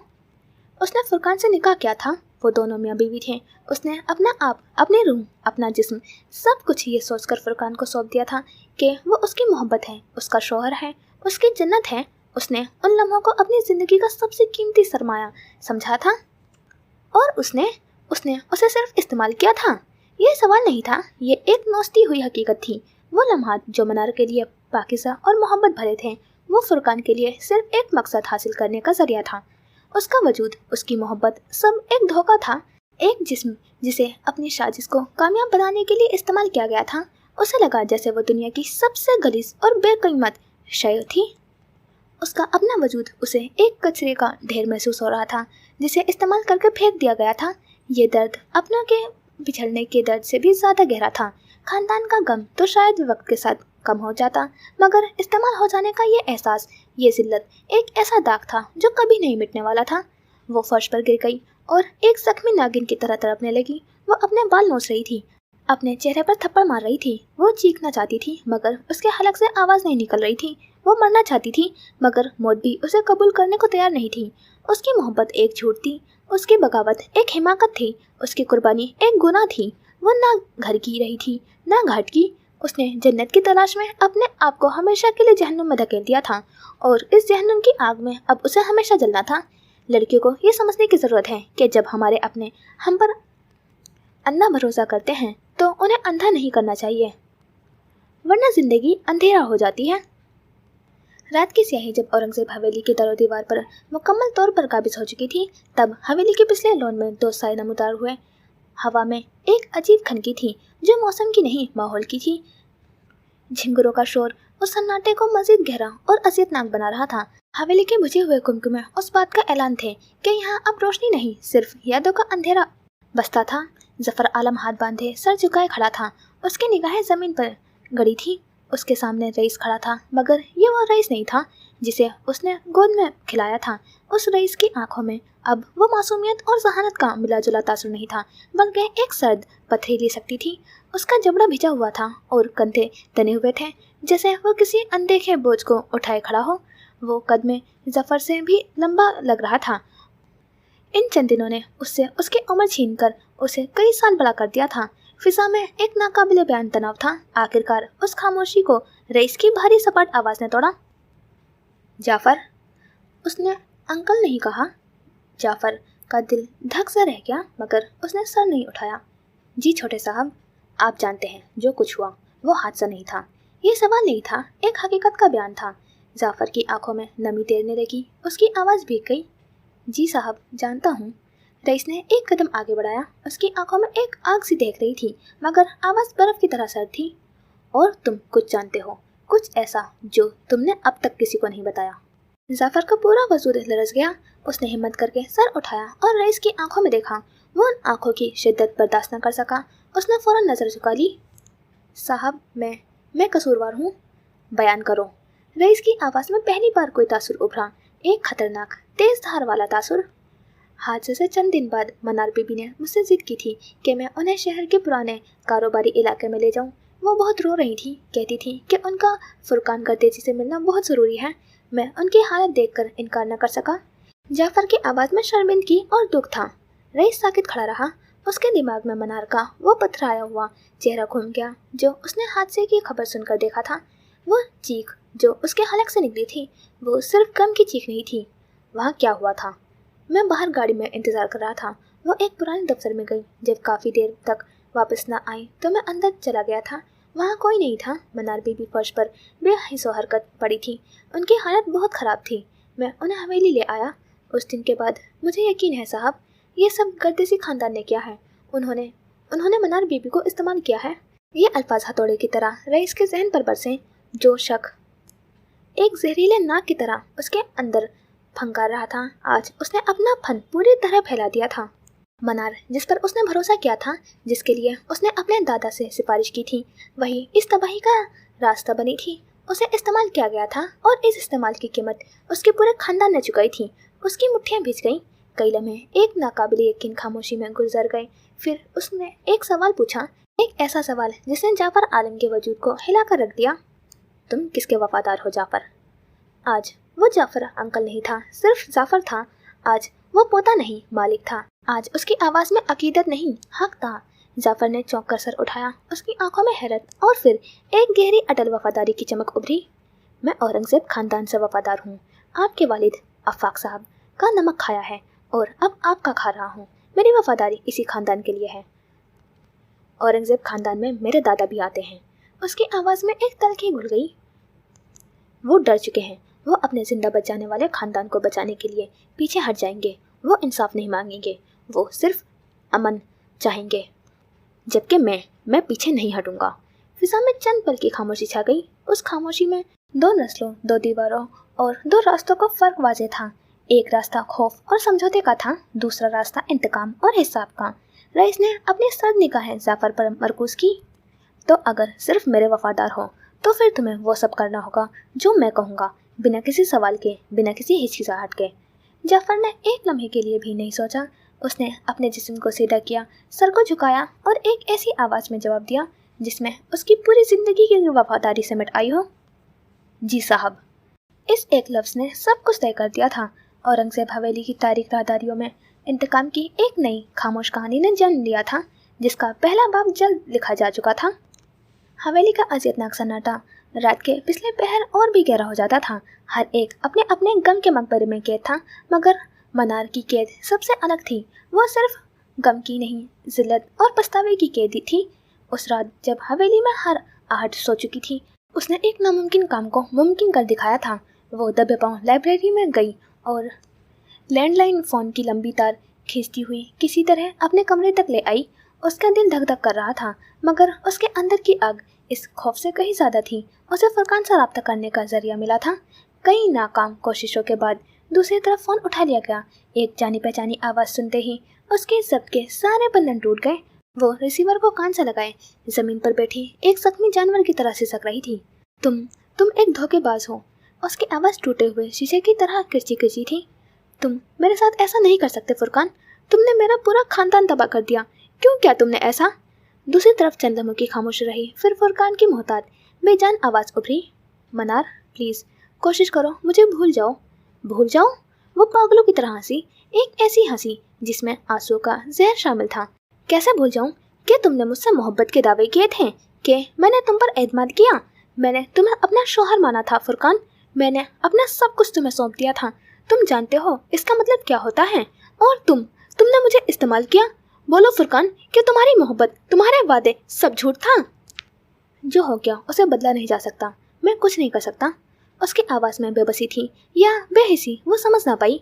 नहीं, तुम कर सकते हो, वो चीखी। उसकी आवाज़ में उम्मीद की आखिरी किरण तड़प रही थी। तुम गवाही दो अपने बाप और भाई के खिलाफ। सब कुछ सच बताओ। यह हादसा नहीं, कत्ल था। बताओ क्या ये सब तुम्हारे खानदान ने किया था? वो तुम्हें कुछ नहीं कहेंगे। तुम उनके बेटे हो फुरकान। प्लीज़ सिर्फ एक बार मेरा साथ दे दो। मैं ये सब नहीं सह सकती, मैं मर जाऊंगी। वो अपनी पूरी अज़ियत इन चंद लफ्ज़ों में उंडेल रही थी। वो चाहती थी कि फुरकान अपने खानदान के खिलाफ जाकर उसकी मोहब्बत का मान रख ले, उसके गुनाह कफ़ारा अदा कर दे। मगर दूसरी तरफ से जो जवाब आया उसने मनार के रूह फना कर दी। ये नामुमकिन है मनार, मैं अपने खानदान के खिलाफ नहीं जा सकता। तुमसे रब्ता करना मेरे सबसे बड़ी गलती थी। आइंदा मुझे फ़ोन मत करना। और इससे पहले कि मनार कुछ कहती, फ़ोन बंद हो चुका था। एक लंबी मुसलसल टू टू की आवाज़ उसके कानों में गूंजने लगी, जैसे उसकी मौत का ऐलान हो। उसके हाथ से रिसीवर गिर गया। वो खला में घूर रही थी। सब खत्म हो चुका था। उम्मीद का आखिरी दिया भी बुझ गया था। वो बेजान सी उठी और पलटी। सामने दरवाजे में खड़े वजूद को देखकर उसकी सांस सीने में ही अटक गई। मराजुद्दीन वहाँ खड़े थे। उनकी आंखें नाकाबिले यकीनत और एक भयानक अजियत से फैली हुई थी। उनका चेहरा सपाट था, मगर उस सपाट चेहरे के पीछे तूफान का एक समंदर ठाठे मार रहा था। उन्होंने सब कुछ सुन लिया था। वो साकित खड़ी थी, जैसे पत्थर की हो गई हो। मराजुद्दीन आहिस्ता आहिस्ता उसकी तरफ बढ़े। उनके कदमों में वो वकार नहीं था, एक टूटे हुए इंसान की लड़खड़ाहट थी। वो मनार के सामने आकर रुके। एक लम्हे को लिए उनकी आंखों में अपनी बेटी के लिए शदीद दर्द उभरा, मगर अगले ही लम्हे वो दर्द एक नाकाबिले बर्दाश्त गुस्से में बदल गया। चट्टाक! हवा को चीरता हुआ एक तेज करारा तमाचा उसके गाल पर पड़ा। उसका सर दूसरी तरफ घूम गया और उसकी आंखों के आगे अंधेरा छा गया। उसने कोई मज़ाहमत नहीं की, वो उसी की हकदार थी। हम सब ने तुम पर भरोसा किया। मराजुद्दीन की आवाज़ किसी गहरी खाई से आ रही थी। तुमने ये क्यों किया? तुमने हमें तोड़ दिया मनार, तुमने हम सबको मार डाला। उनकी आवाज़ में गुस्से से ज़्यादा बेबसी और टूट जाने का दर्द था। मेरी इज्जत, मेरा वकार, मेरा मान सब खाक में मिला दिया। वो उसके करीब आकर दहाड़े। तुम इतना कैसे गिर सकती हो? एक दुश्मन के लिए अपने बाप, अपने खानदान को बेच दिया। ये अल्फाज सुनकर मनार तड़प उठी। उसने रोते हुए अपने बाप के कदमों में गिरकर उनके पांव पकड़ लिया। अब्बा, मैंने जानबूझकर नहीं किया। वो हिचकियों के दरमियान बोली। मैं निकाह किया था फुरकान से। उसने मुझे धोखा दिया अब्बा, उसने मुझे इस्तेमाल किया। वो अपनी सफाई दे रही थी, अपनी बेगुनाही का सबूत दे रही थी, मगर ये अल्फाज मराजुद्दीन के लिए तमाचे से भी ज़्यादा शदीद थे। वो साकित रह गए। उनका गुस्सा एकदम से जैसे बर्फ बन गया। निकाह? ये एक लफ्ज़ उनके पूरे वजूद में उतर गया। उनकी बेटी गुनहगार नहीं थी, वो एक कानूनी रिश्ते में थी, मगर ये रिश्ता किससे था? गर्देसी खानदान से, दुश्मन से। एक लम्हे में उन्हें सारी कहानी समझ आ गई। उनकी बेटी उनकी सबसे बड़ी कमजोरी थी। गर्देसी खानदान के पास उनके खिलाफ सबसे बड़ा हथियार था। वो जब चाहे उस निकाह को सामने लाकर औरंगजेब खानदान की बची कुची इज्जत को सरे बाजार नीलाम कर सकते थे। मराजुद्दीन ने अपनी बेटी को देखा, जो उनके कदमों में पड़ी तड़प रही थी, मर जाने की दुआएं मांग रही थी, मगर अब उनकी आंखों में गुस्सा नहीं था, एक सर्द खौफनाक एहसास था। उनकी बेटी एक जिंदा बम थी, जिसकी डोर दुश्मन के हाथ में थी। औरंगजेब हवेली का दफ्तर, जो कभी कारोबार और खुशहाल मुस्तकबिल की मंसूबों का मरकज था, आज एक मातमकुदा और साजिशगाह का मंजर पेश कर रहा था। फिजा में सिगार का धुआं नहीं, बल्कि एक नाकाबिले बयान घुटन और इंतकाम की बू फैली हुई थी। जाफर आलम दीवार के साथ एक साए की तरह चुपचाप खड़ा था। उसकी मौजूदगी रईस के नए इख्तियार पर मोहरे तस्दीक थी। मराजुद्दीन सोफे पर निढाल से बैठे थे। उनकी आंखों में बेटी की खयानत से सुलगती हुई गैरत की आग थी, मगर आज उस कमरे का हाकिम वो नहीं, रईस था। वो मेज के पीछे कुर्सी पर बैठा था, मगर उसका अंदाज आरामदेह नहीं था। वो एक शिकारी की तरह चौकस और खतरनाक लग रहा था। उसकी उंगलियों में एक फाइल थी, एक ऐसी फाइल जो किसी की जिंदगी और मौत का फैसला थी। वो इस सब की वजह है। उसकी आवाज़ में कोई जज्बा नहीं था, सिर्फ एक हकीकत का सर्द बयान। हमारा हर आंसू, मेरी माँ का हर जख्म और अब्बा की मौत, सबका हिसाब इसी से शुरू होगा। खानदान का खून रायगा नहीं जाएगा। मराजुद्दीन ने कुछ कहने के लिए मुंह खोला, मगर रईस ने उसे हाथ के इशारे से रोक दिया। फैसला अब आपको करना है फूफा जी, उसने फाइल मेज पर रखते हुए कहा। उसकी आवाज़ में वही सर्द मेहरी थी। पहला रास्ता कानून का है। मेरे पास पुख्ता सबूत है कि मनार ने जानबूझकर गर्देसी खानदान को मालूमात फराहम की हैं, जिसकी वजह से ये कत्ल आम हुआ है। जाफर इस बात का गवाह है कि वो उनसे मिलती रही है। मैं उसे पुलिस के हवाले कर सकता हूँ। वो जेल जाएगी, मुकदमा चलेगा और औरंगजेब खानदान की बेटी की करतूत पूरी दुनिया के सामने आएंगे। हमारी बच्ची कुची इज्जत भी अखबारों की सुर्खियाँ बनेंगी। मराजुद्दीन का चेहरा गुस्से और बेबसी से सुर्ख हो गया। और दूसरा रास्ता? उसने एक लम्हे का तवक्कुफ किया। दूसरा रास्ता हिसाब का है। उसने उठकर मराजुद्दीन के सामने मेज पर दोनों हाथ रखे। उसकी आंखों में अब एक भयानक संजीदगी थी। आप उसे अपने हाथों से इस आजाब से आज़ाद करेंगे। मरेगी तो वो दोनों सूरतों में, एक मौत बदनामी और रुसवाई की है, दूसरी खामोश।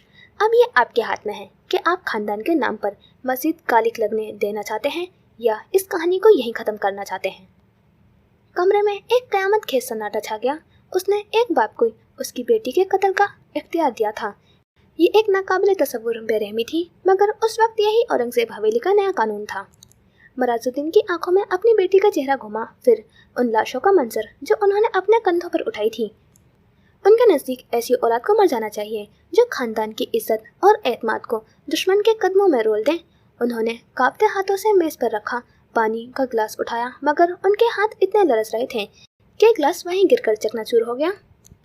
उन्होंने अपनी आंखें बंद कर ली। सांस लेने में दुश्वारी हुई। जो खानदान के इंसाफ के लिए बेहतर है वही होगा। उनकी आवाज़ एक जख्मी शेर की दहाड़ की तरह निकली, मगर हवेली की दीवारों से बाहर न जा सकी। फैसला हो चुका था। दूसरी जानिब मनार का कमरा एक जिंदा जहन्नुम बना हुआ था। वो पिछले 1 घंटे से बाथरूम के फर्श पर गिरी के कर रही थी और हलकान हो चुकी थी। उसका पूरा वजूद दुख और मतली की अजियत से टूट रहा था। उसका खूबसूरत चेहरा जर्द पड़ चुका था और आंखों के गिर्द हल्के पड़ चुके थे। तरन्नुम बेगम उसके पास बैठी उसके कमर पर हाथ फेर रही थी, उसे संभालने की कोशिश कर रही थी। उनका दिल अपनी बेटी की हालत पर कट रहा था। बस कर दो मनार, क्या खा लिया है तुमने? डॉक्टर को बुलाऊं? उसने नफी में सर हिलाया। उसमें बोलने की हिम्मत भी नहीं थी। वो फिर से उठकर वॉश बेसिन की तरफ भागी। तरन्नुम बेगम उसकी हालत देख रही थी और तभी उनके जहन में एक झमाका हुआ। उनका हाथ जो कुछ देर पहले मनार की कमर पर था वहीं ठटक गया। उनकी आंखें नाकाबिले यकीन से फैल गईं। उन्होंने अपनी बेटी की ये हालत, ये मुसलसल मतली, ये जर्द रंगत, सबके पीछे छुपी वजह एक लम्हे में समझ गईं। वो साकित रह गईं। उनका पूरा वजूद बर्फ की तरह ठंडा पड़ गया। जब वो वापस पलटी तो उसने अपनी माँ के चेहरे पर वो तासुर देखा जिसे वो कभी नहीं भूल सकती थी।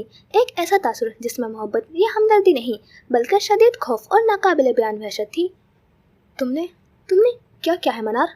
तरन्नुम बेगम के मुंह से अल्फाज अदा नहीं हो रहे थे। वो कांप रही थी। क्या क्या तुम?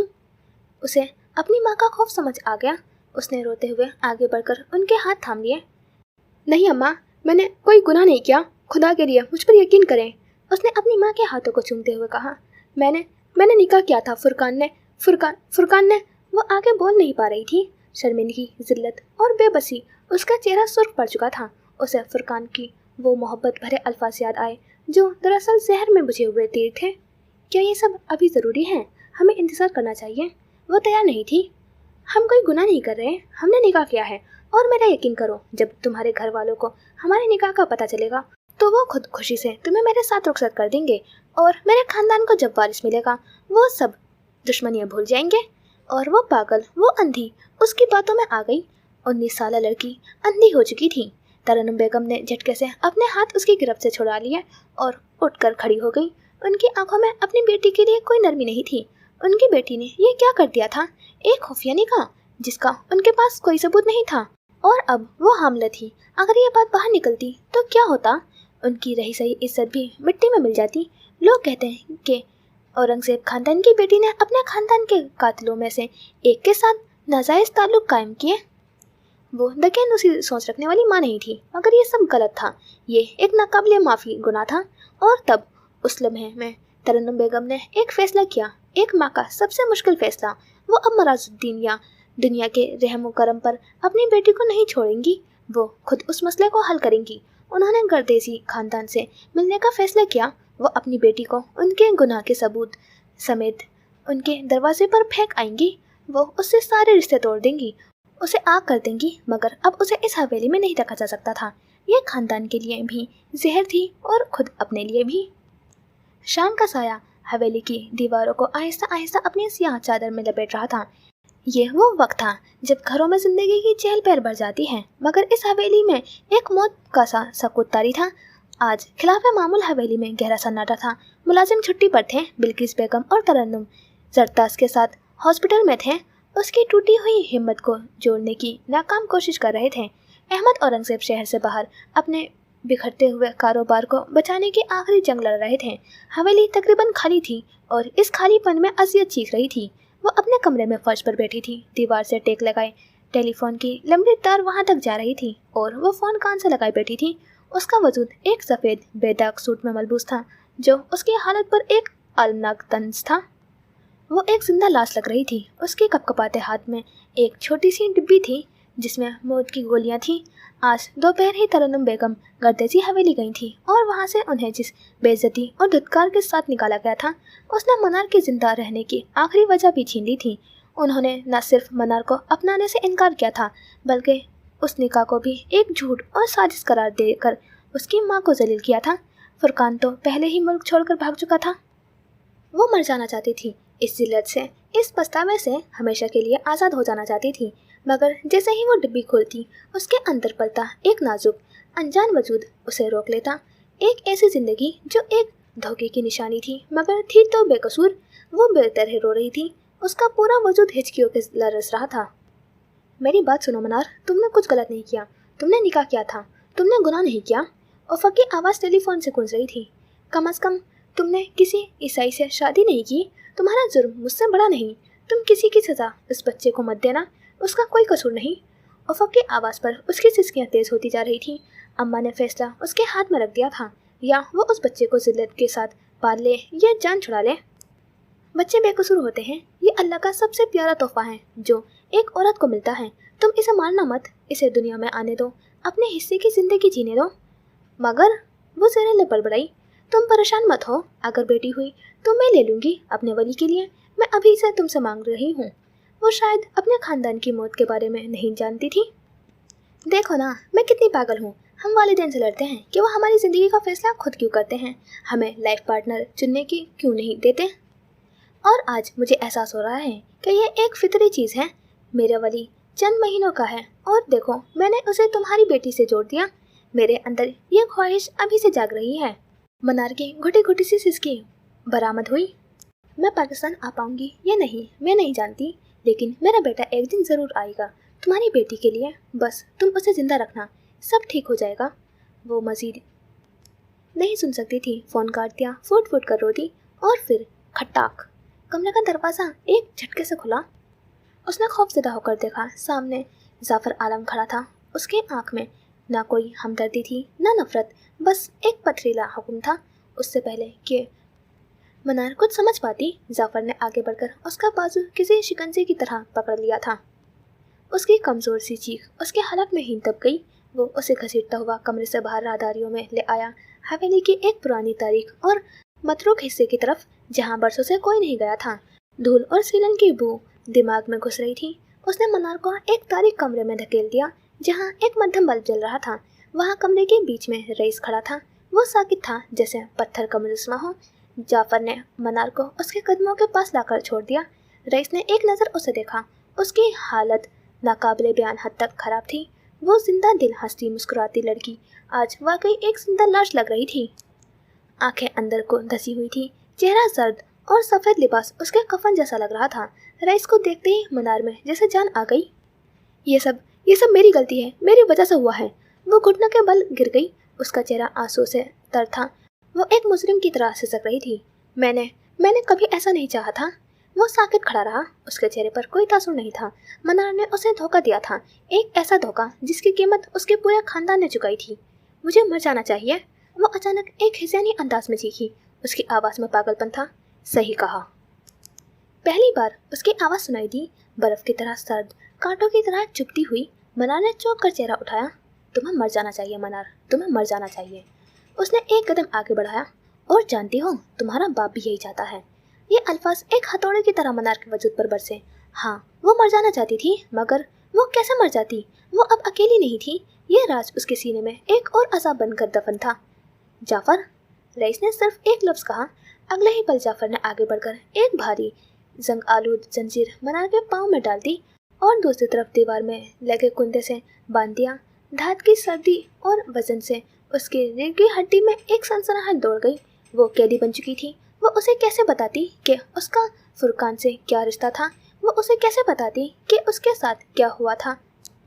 वो कैसे कहे वो हामला थी? वो 19 साल लड़की हामला थी। वो मर जाना चाहती थी, मगर ये वजूद मरने नहीं दे रहा था। रईस ने उसकी तरफ देखा। उसकी नज़रें मनार के हाथ में दबी उस छोटी सी डब्बी पर पड़ी। जब दुश्मन घर में हो तो सफाई घर से ही करनी चाहिए। उसकी आवाज़ में कोई लर्जिश नहीं थी। वैसे मैं तुम्हें पिस्तौल देने वाला था ताकि तुम खुद को मार सको। उसने जाफ़र की तरफ देखा जिसके हाथ में एक लोडेड गन थी। मगर अब नहीं। जो जहर तुम अपने साथ लाई हो वही लो। अपने हाथों से अपनी मौत चुनो। मनार मराज, तुम इसी काबिल हो। वो बेतरह जल रहा था। वो साकित बैठी थी। जाफ़र बुत बना खड़ा था। हाँ, वो मर जाना चाहती थी, मगर हराम मौत चुनना इतना आसान नहीं था। बुरहान गर्तेजी के जहरीले अल्फाज उसकी समाज से टकरा रहे थे। इस्तेमाल शुदा चीज़ को हम कचरे के ढेर में फेंक देते हैं। रईस उसके सामने पंजों के बल बैठ गया। उन दोनों के चेहरे एक दूसरे के बहुत करीब थे। तुमने हमें धोखा क्यों दिया मनार? मैंने बस मोहब्बत की थी। आंसू उसके रुखसारों पर लुढ़क रहे थे। मोहब्बत? उसकी आवाज़ में एक तल्ख तंज था। मोहब्बत इंसान को धोखा देना नहीं सिखाती, मोहब्बत इंसान को अपने मकाम से नहीं गिराती, मोहब्बत इंसान को अपने प्यारों का कातिल नहीं बनाती। ये वही बातें थी जो वो एक साथ किताबों में पढ़ते थे, एक साथ सीखते थे। फिर वो कैसे भूल गई? मनार ने आखिरी बार नजरें उठाई। उसकी आंखों में एक टूटी हुई भीगी हुई चमक थी। जब तुम्हें मोहब्बत होगी तुम सब जान जाओगे। रईस के चेहरे पर एक तारीख सा साया लहराया। ये अल्फाज उसके अंदर तक उतर गए। तकलीफ की एक लहर उसके पूरे वजूद में फैल गई। मोहब्बत?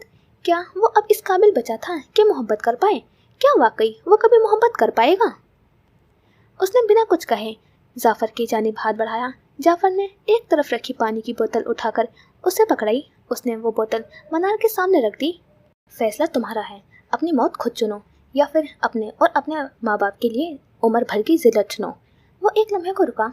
बल्कि मैं उन्हें अपने हाथों से मार दूंगा ताकि वो ये जिल्लत ना देखें। वो उसे देखती रही। ये रईस नहीं था, वो सीधा साफ दिल का लड़का मर चुका था। उसकी जगह एक बेरहम टूटा हुआ शख्स खड़ा था। कई लम्हे उसे क़यामत खेज खामोशी की नज़र हो गई। वो अपने जहन में हिसाब किताब कर रही थी, वो नाप तोल कर रही थी। और फिर उसने कांपते हाथों से बोतल थाम ली। वो उठ खड़ा हुआ। वो अब दो जानों बैठी थी, कपकपाते हाथों से जहरीली डिब्बी खोल रही थी। उसके हाथ बेतरह कांप रहे थे, आंखें नम थी मगर आंसू खुश्क हो चुके थे। फुरकान के साथ की गई बातें उसके जहन में गूंज रही थी। मैंने बच्चों के नाम भी सोच लिए हैं। जब हमारी बेटी होगी तो उसका नाम फजर फुरकान गर्देसी होगा। बेटे का नाम तुम रख लेना। फट! डब्बी उसके हाथ से गिर गई। आधी गोलियां उसकी हथेली में थी और आधी नीचे फर्श पर गिर गई थी। हाँ, वो मर जाना चाहती थी मगर वो मरना नहीं चाहती थी। 2 दिन से उसने कुछ नहीं खाया था। जो खाती फौरन के हो जाती। उसकी अंतड़ियाँ तक सूख चुकी थी। रईस अब चंद कदम हटकर दीवार से टेक लगाए खड़ा था।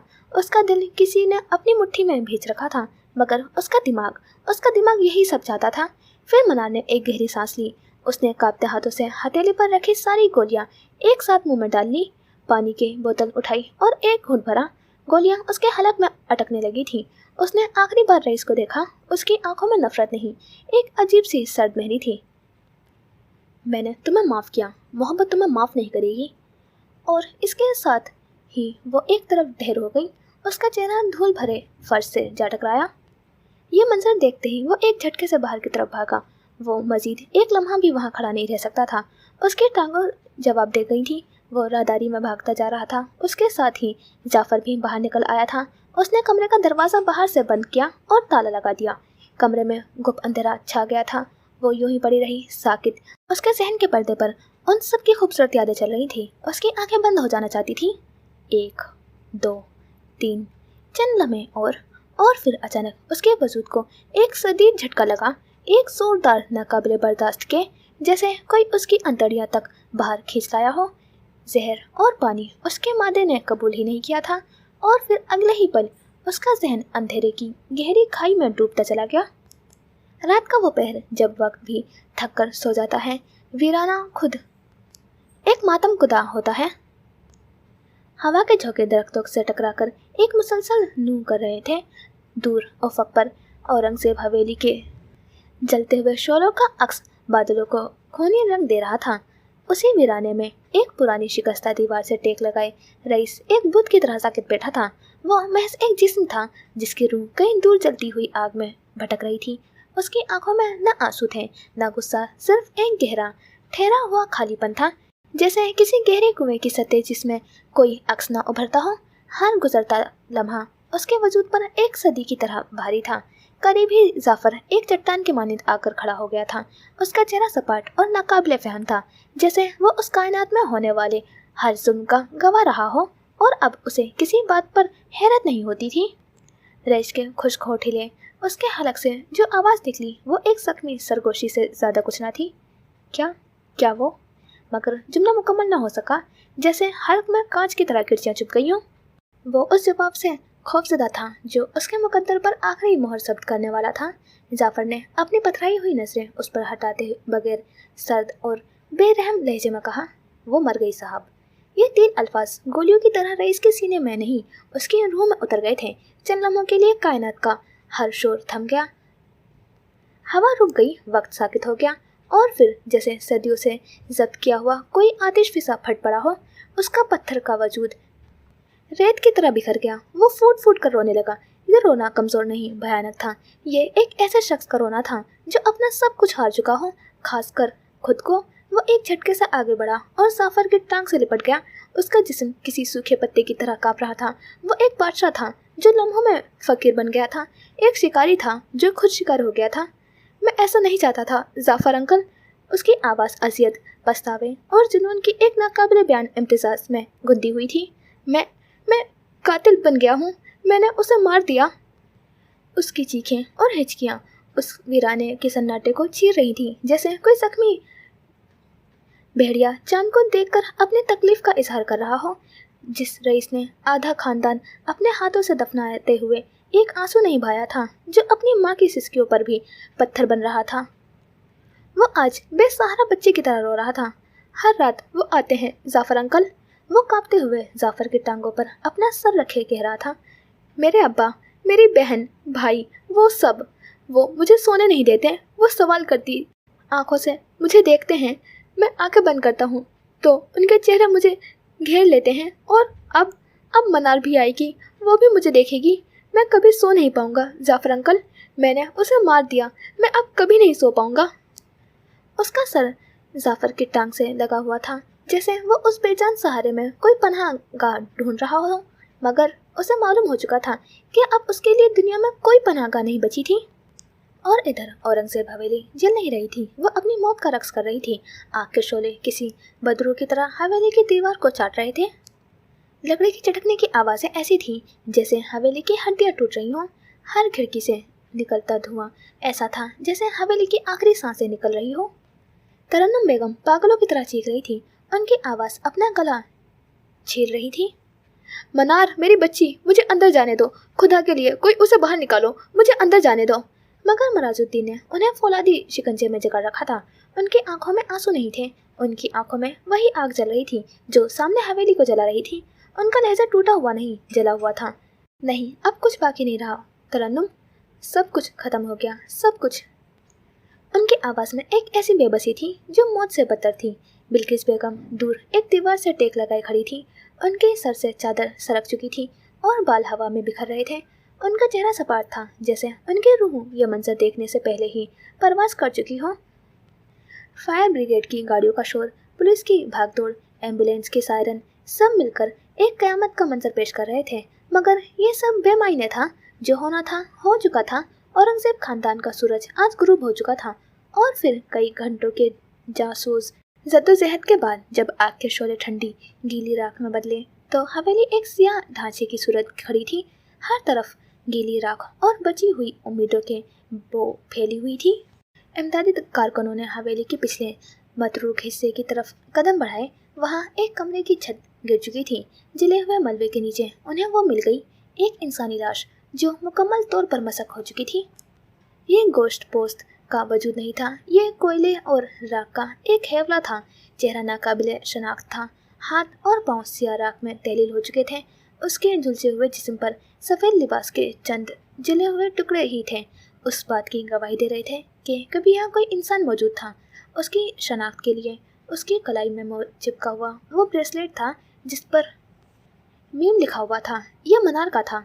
यह मंजर इतना भयानक था कि तजुर्बेकार इमदादी कारकुनों ने भी अपने चेहरे फेर लिए।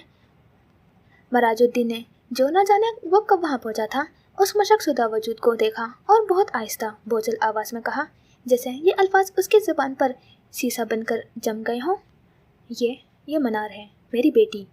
ये सुनते ही तरन्नुम बेगम की हलक से एक बेआवाज़ चीख निकली और वो एक झटके से ज़मीन पर गिरकर बेहोश हो गई थी। मराजुद्दीन ने अपना मुंह दूसरी तरफ मोड़ लिया, जैसे वो इस हकीकत का सामना करने से कासिर हो। और व्हीलचेयर पर बैठी सरताज उसने एक दिल खराश चीख मारी जो उस जली हुई हवेली को दीवारों से टकराकर वापस आई।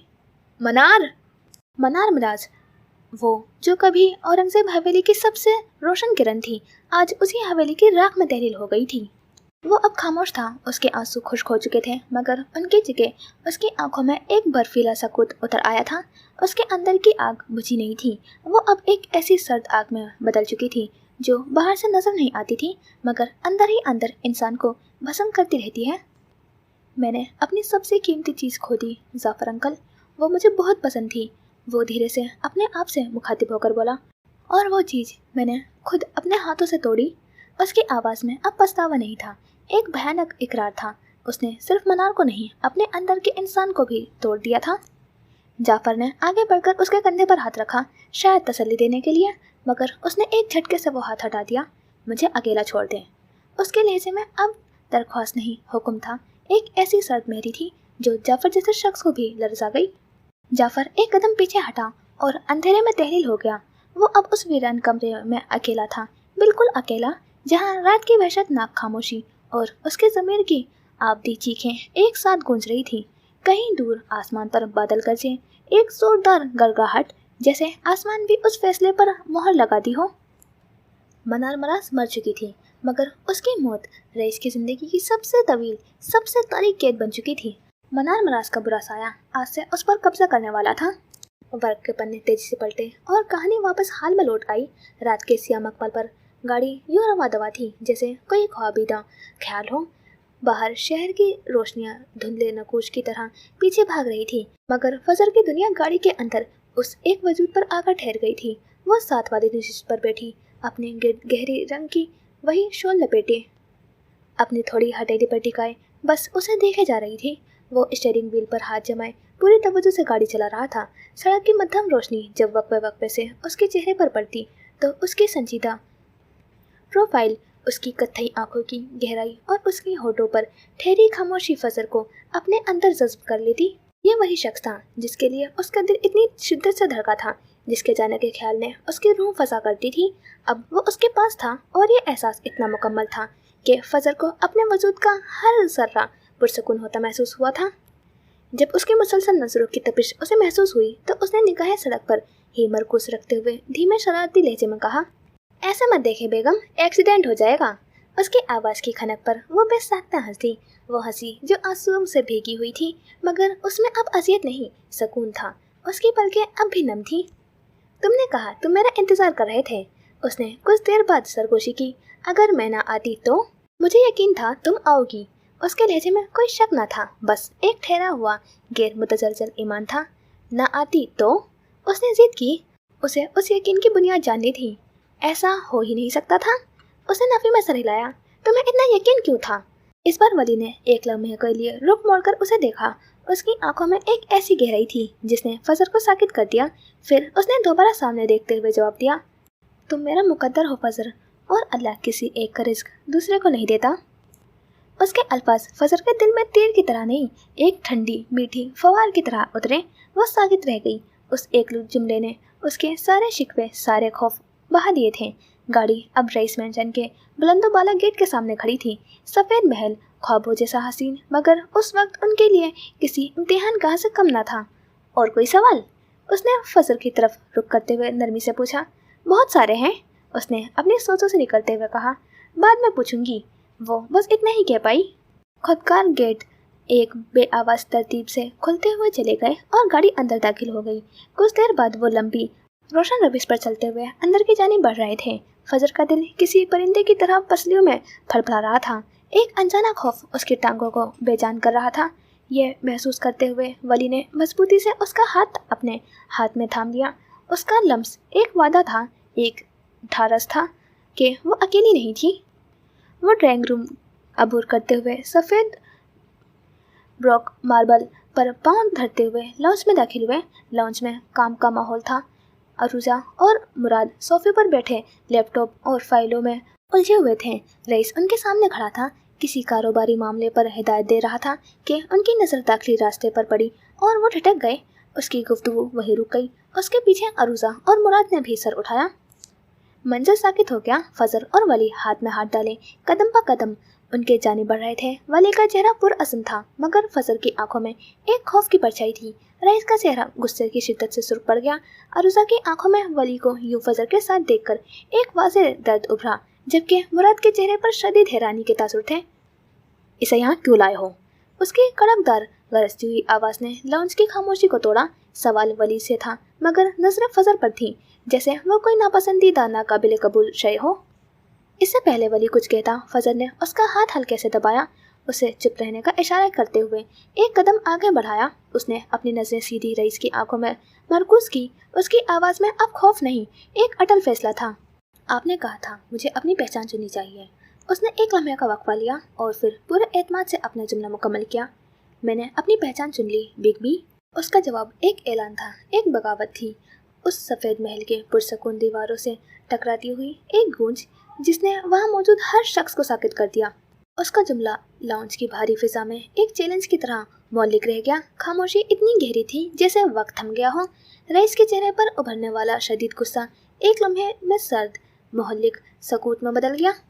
उसकी आंखों की आग बुझी नहीं थी, बल्कि एक ऐसे नुक्ते पर मरकूज हो गई थी जो किसी भी लम्हे भड़क कर सब कुछ जला सकता है। उसने फजल को नजरअंदाज किया, जैसे उसका वजूद उस काबिल ही ना हो कि उसे मुखातिब किया जाए। उसकी तमाम तवज्जो वली पर थी। वली, उनकी आवाज़ पुरसुकून थी, मगर उस पुरसुकून सतह के नीचे लावा पक रहा था। इसे यहाँ से ले जाओ, ये हुक्म था, एक नाकाबिले तरदीद हुक्म। वली ने एक कदम आगे बढ़कर फजल का हाथ थाम लिया। ये एक ऐलान था। उसका ये अमल रईस के ज़ब्त की आखिरी हद को छू गया। दरख्वास्त कर रहे हैं तो माजरत खा हूँ, हुक्म दे रहे हैं तो अफसोस करूँगा। अहकामात उसकी कमज़ोरी थे, धज्जियाँ उड़ाना उसकी आदत।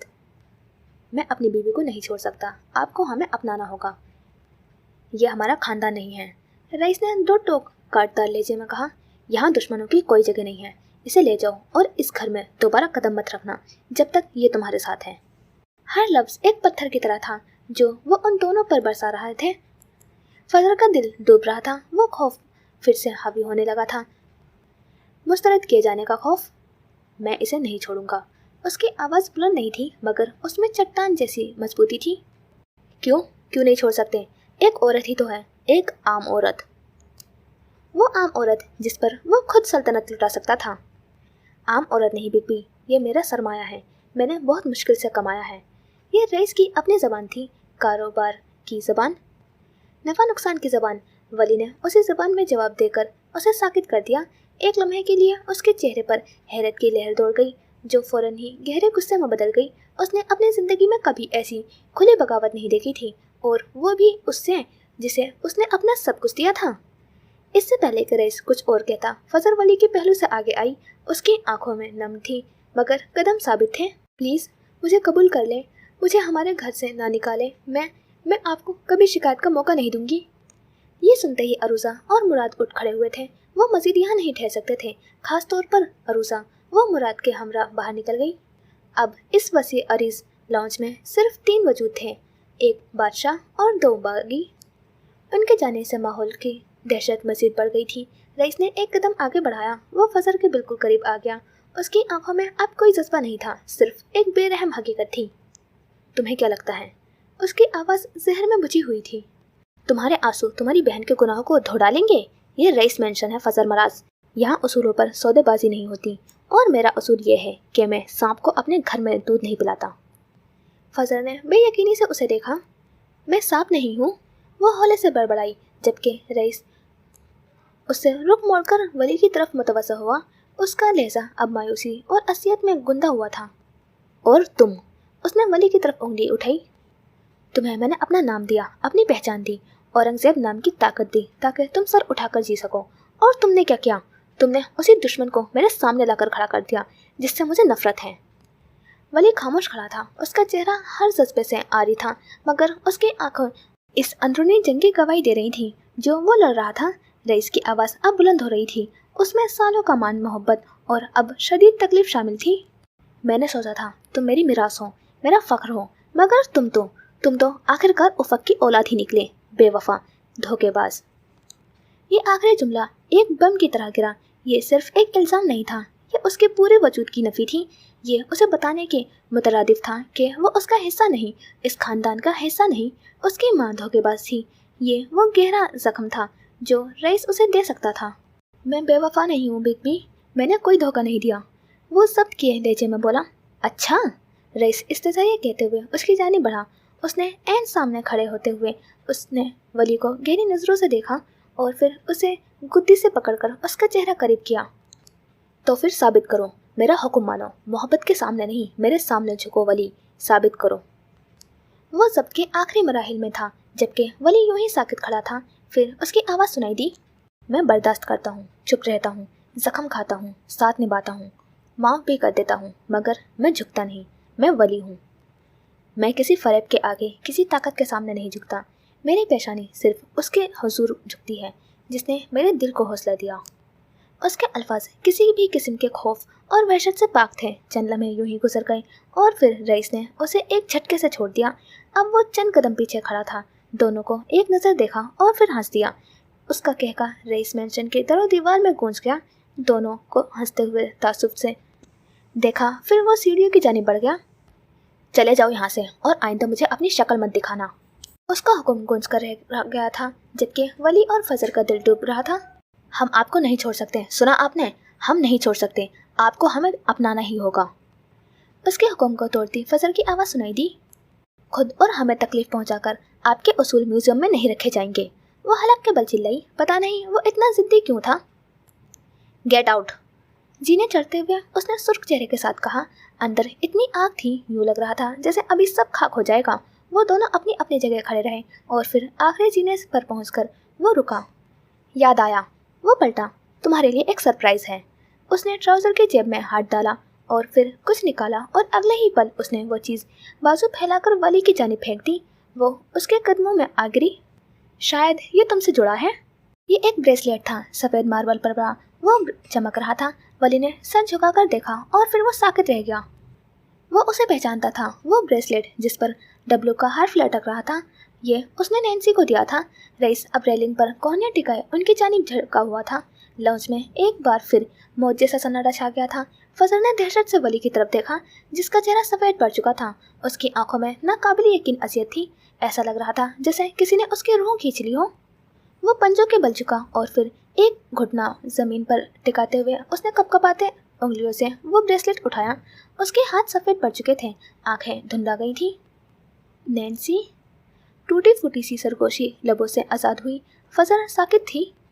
वो मरना नहीं चाहती थी, वो जीना चाहती थी। रईस की बेरहम आवाज़ गूंजी, जबकि वली का वजूद तूफानों के जद में था। उसने होंठ भींच लिए। ब्रेसलेट अब उसकी उंगलियों में चमक रहा था और फिर एक ठंडा तासुर उसके रगों पे में सरायत कर गया। लहराते हुए गाउन की सरसराहट उसकी समाज से टकराई। वो आ गई थी। वो सफ़ेद हेवला वापस आ गया था। वो उसके ऐन पीछे खड़ी थी। भीगी हुई वली को अपने सीने के मकाम पर शदीद जलन का एहसास हुआ। दिल क्या दहाड़े मार मार कर रोए। रईस गर्दन अकड़ाए उसे देख रहा था, जबकि फजर साकित थी, यूं जैसे जम गई हो। वो नैन्सी को जानती थी, मगर क्या उसकी मौत में रईस का हाथ था? ये कैसा सच था? भयानक। वली की आंखों के गोशे भीगने लगे थे। एक नाकाबिले बयान तकलीफ फैली जा रही थी। वो अभी तक उसी पोजीशन में था। फजर बेसाख्ता उसकी जानिब बढ़ी और फिर घुटने फर्श पर टिकाते हुए उसे बाजू से थाम लिया। वली का वजूद होले से लरज रहा था। क्या दुनिया में उससे बड़ा बदनसीब कोई था? उसकी ज़िंदगी की दो अहम औरतों को उसकी ज़िंदगी के दो अहम मर्दों ने मरने पर मजबूर कर दिया था। एक औरत उफक औरंगजेब, दूसरी औरत नैन्सी जेसन थी। एक मर्द जोसेफ पीटरसन था, दूसरा मर्द रईस औरंगजेब था। बदले की इस कहानी में उसका क्या कसूर था? उस लड़के का क्या कसूर था जिससे उसके अपनों को छीन लिया गया? क्या कसूर था उसका? उसने ज़बान दांतों तले दबाते अपनी घुटन ज़दा चीख को रोका। रईस देख रहा था। वो जानता था वो अब सर उठाएगा और कुछ कहेगा, कुछ ऐसा जो उसे वली से नफरत करने पर मजबूर कर दे। मगर उसने आस्तीन से अपने आंखों को पोंछा, अपने साथ लगी बैठी फजर को थामा और उठकर खड़ा हुआ। बिना रईस को जानिब देखे वो उसे लिए खारजी दरवाजे की जानिब बढ़ रहा था। ये गैर मुतवक्का था। रईस की भवें सुकड़ गई। बुज़दिल हो या बहादुर, जो बिना कुछ कहे सुने जा रहे हो? जानना नहीं चाहोगे वो कैसे मरी थी? उनके अकब में बदी के बादशाह की आवाज़ गूंजी। वो ठहर गया। कई लम्हे यूं ही गुजर गए। फिर पलट कर देखा। उसने नजरें उठाई और बुलंदियों पर खड़े उस शख्स को देखा जो किसी ज़मीनी खुदा से कम नहीं लग रहा था।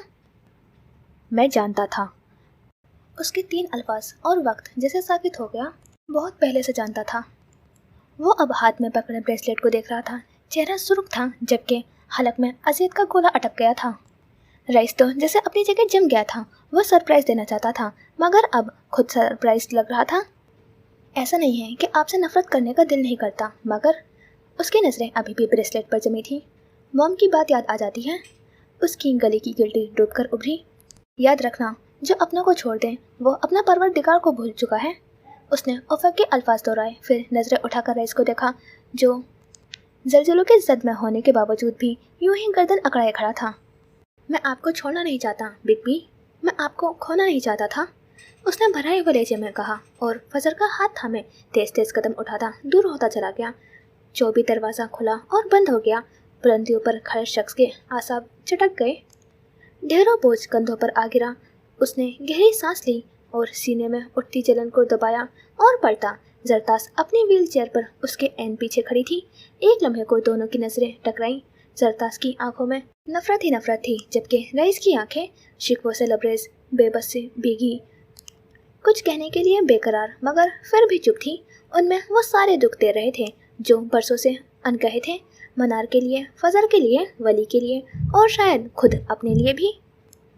उन आंखों में इक़्तिदार की थकन थी, फैसलों का बोझ और एक खालीपन, जैसे वो सारी दुनिया का मालिक होकर भी कुछ न रख सका हो। वो जा चुका था। लम्हे भर को जरतास अपनी जगह वहीं साकित खड़ी रही, व्हील चेयर के हैंडल पर गिरफ्त सख्त, जैसे उंगलियों से कुछ कुचल देना चाहती हो। उसकी आंखों में अब भी वही बर्फानी नफरत थी, जलती हुई, भाप देती हुई, मगर अब और भी पुख्ता और भी गहरी। फिर उसने आहिस्ता से अपनी चेयर घुमाई और लंबे खामोश राहदारी में गुजरती अपने कमरे की तरफ रवाना हो गई। हर पहिया जैसे ज़मीन पर नहीं कोई फैसला लिख रहा हो। कमरे में पहुंचकर उसने दरवाज़ा बंद किया, फिर ठहरकर उसे अंदर से लॉक कर दिया। इस खामोशी में ताला लगने की आवाज़ किसी ऐलान की तरह थी कि अब ये कमरा, ये औरत और ये लम्हा, सब कुछ एक जंगी मिशन की तरह महफूज कर लिया गया था। बेड पर रखे टैबलेट की स्क्रीन रोशन हुई, जैसे किसी राज का दरवाज़ा खुलने लगा हो। चंद लम्हों की उंगलियों की हरकत के बाद वो वीडियो कॉल का आइकन जगमगाया और फिर वो लरसती सी स्क्रीन अचानक मुस्तहकम हो गई। दूसरी तरफ एक चेहरा उभरा, घुंघराले बालों वाली औरत, जैसे कोई बेयाबान में रक्स करती आग हो। जरतास की आवाज़ में सर्द मौसम की ठंडक उतर आई। रईस ने आज वली को भी निकाल दिया। वो यूँ बोल रही थी जैसे किसी नदी का आखिरी कतरा पत्थर पर गिरा हो। स्क्रीन के दूसरी जानिब मनार के लबों पर एक मध्यम सा तबस्सुम उभरा। आवाज़ सब्र से लदी हुई, मगर उसके अंदर एक खुफिया खंजर था। धीरे धीरे उसे सब छोड़ जाएंगे। जरतास का जब्त टूटने के करीब था। उसकी आंखें सुर्ख हो चुकी थी, आवाज़ थर्रा गई थी। और कितना वक्त लगेगा मनार? मैं जब जब उन्हें देखती हूँ मेरा खून खोलने लगता है। अहमद का चेहरा मेरी आंखों के सामने घूमता है। मुझे अहमद का बदला लेना है। मैं चाहती हूँ रईस औरंगजेब तड़पे, बहुत ज़्यादा तड़पे, उसे अपने गुनाहों का एहसास हो।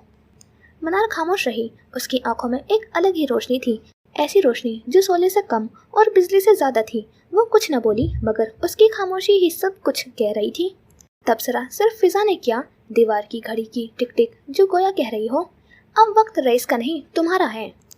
कमरे में रोशनी मध्यम पड़ती जा रही थी, मगर मनार की आंखों की चमक बढ़ती जा रही थी। जिस शख्स ने अपनी जग में कभी औरतों को नहीं घसीटा था, उसकी तबाही में सबसे बड़ा हाथ उसकी अपनी औरतों का था। जी, तो यहाँ करते हैं इस एपिसोड को कंप्लीट। और वाकई काफ़ी ज़्यादा लॉन्ग एपिसोड है, तो मालूम नहीं अब कितने पार्ट होने वाले हैं इसके। और राइटर ने खुद इसे 2 पार्ट में अपलोड किया है, तो अब मैं पता नहीं कितने पार्ट में अपलोड करूँगी। तो काफ़ी ज़्यादा पार्ट होने वाले हैं इसके। और एपिसोड की बात करें तो अब पास्ट की तो सब कुछ क्लियर हो गया है, बस छोटे से डाउट्स हैं, तो देखते हैं अब वो क्लियर होंगे कब तक। और अब बाकी का रात को रिकॉर्ड करूँगी, क्योंकि दिन में काफ़ी शोर होता है गाड़ियों का, और अब शाम हो रही है तो और भी ज़्यादा हो गया है। तो अब इंशाल्लाह जल्दी ही अपलोड करूँगी नेक्स्ट एपिसोड भी। तो मिलते हैं इंशाल्लाह नेक्स्ट पार्ट में। खुदा हाफिज़, अपना ख्याल रखना और दुआ में याद रखना।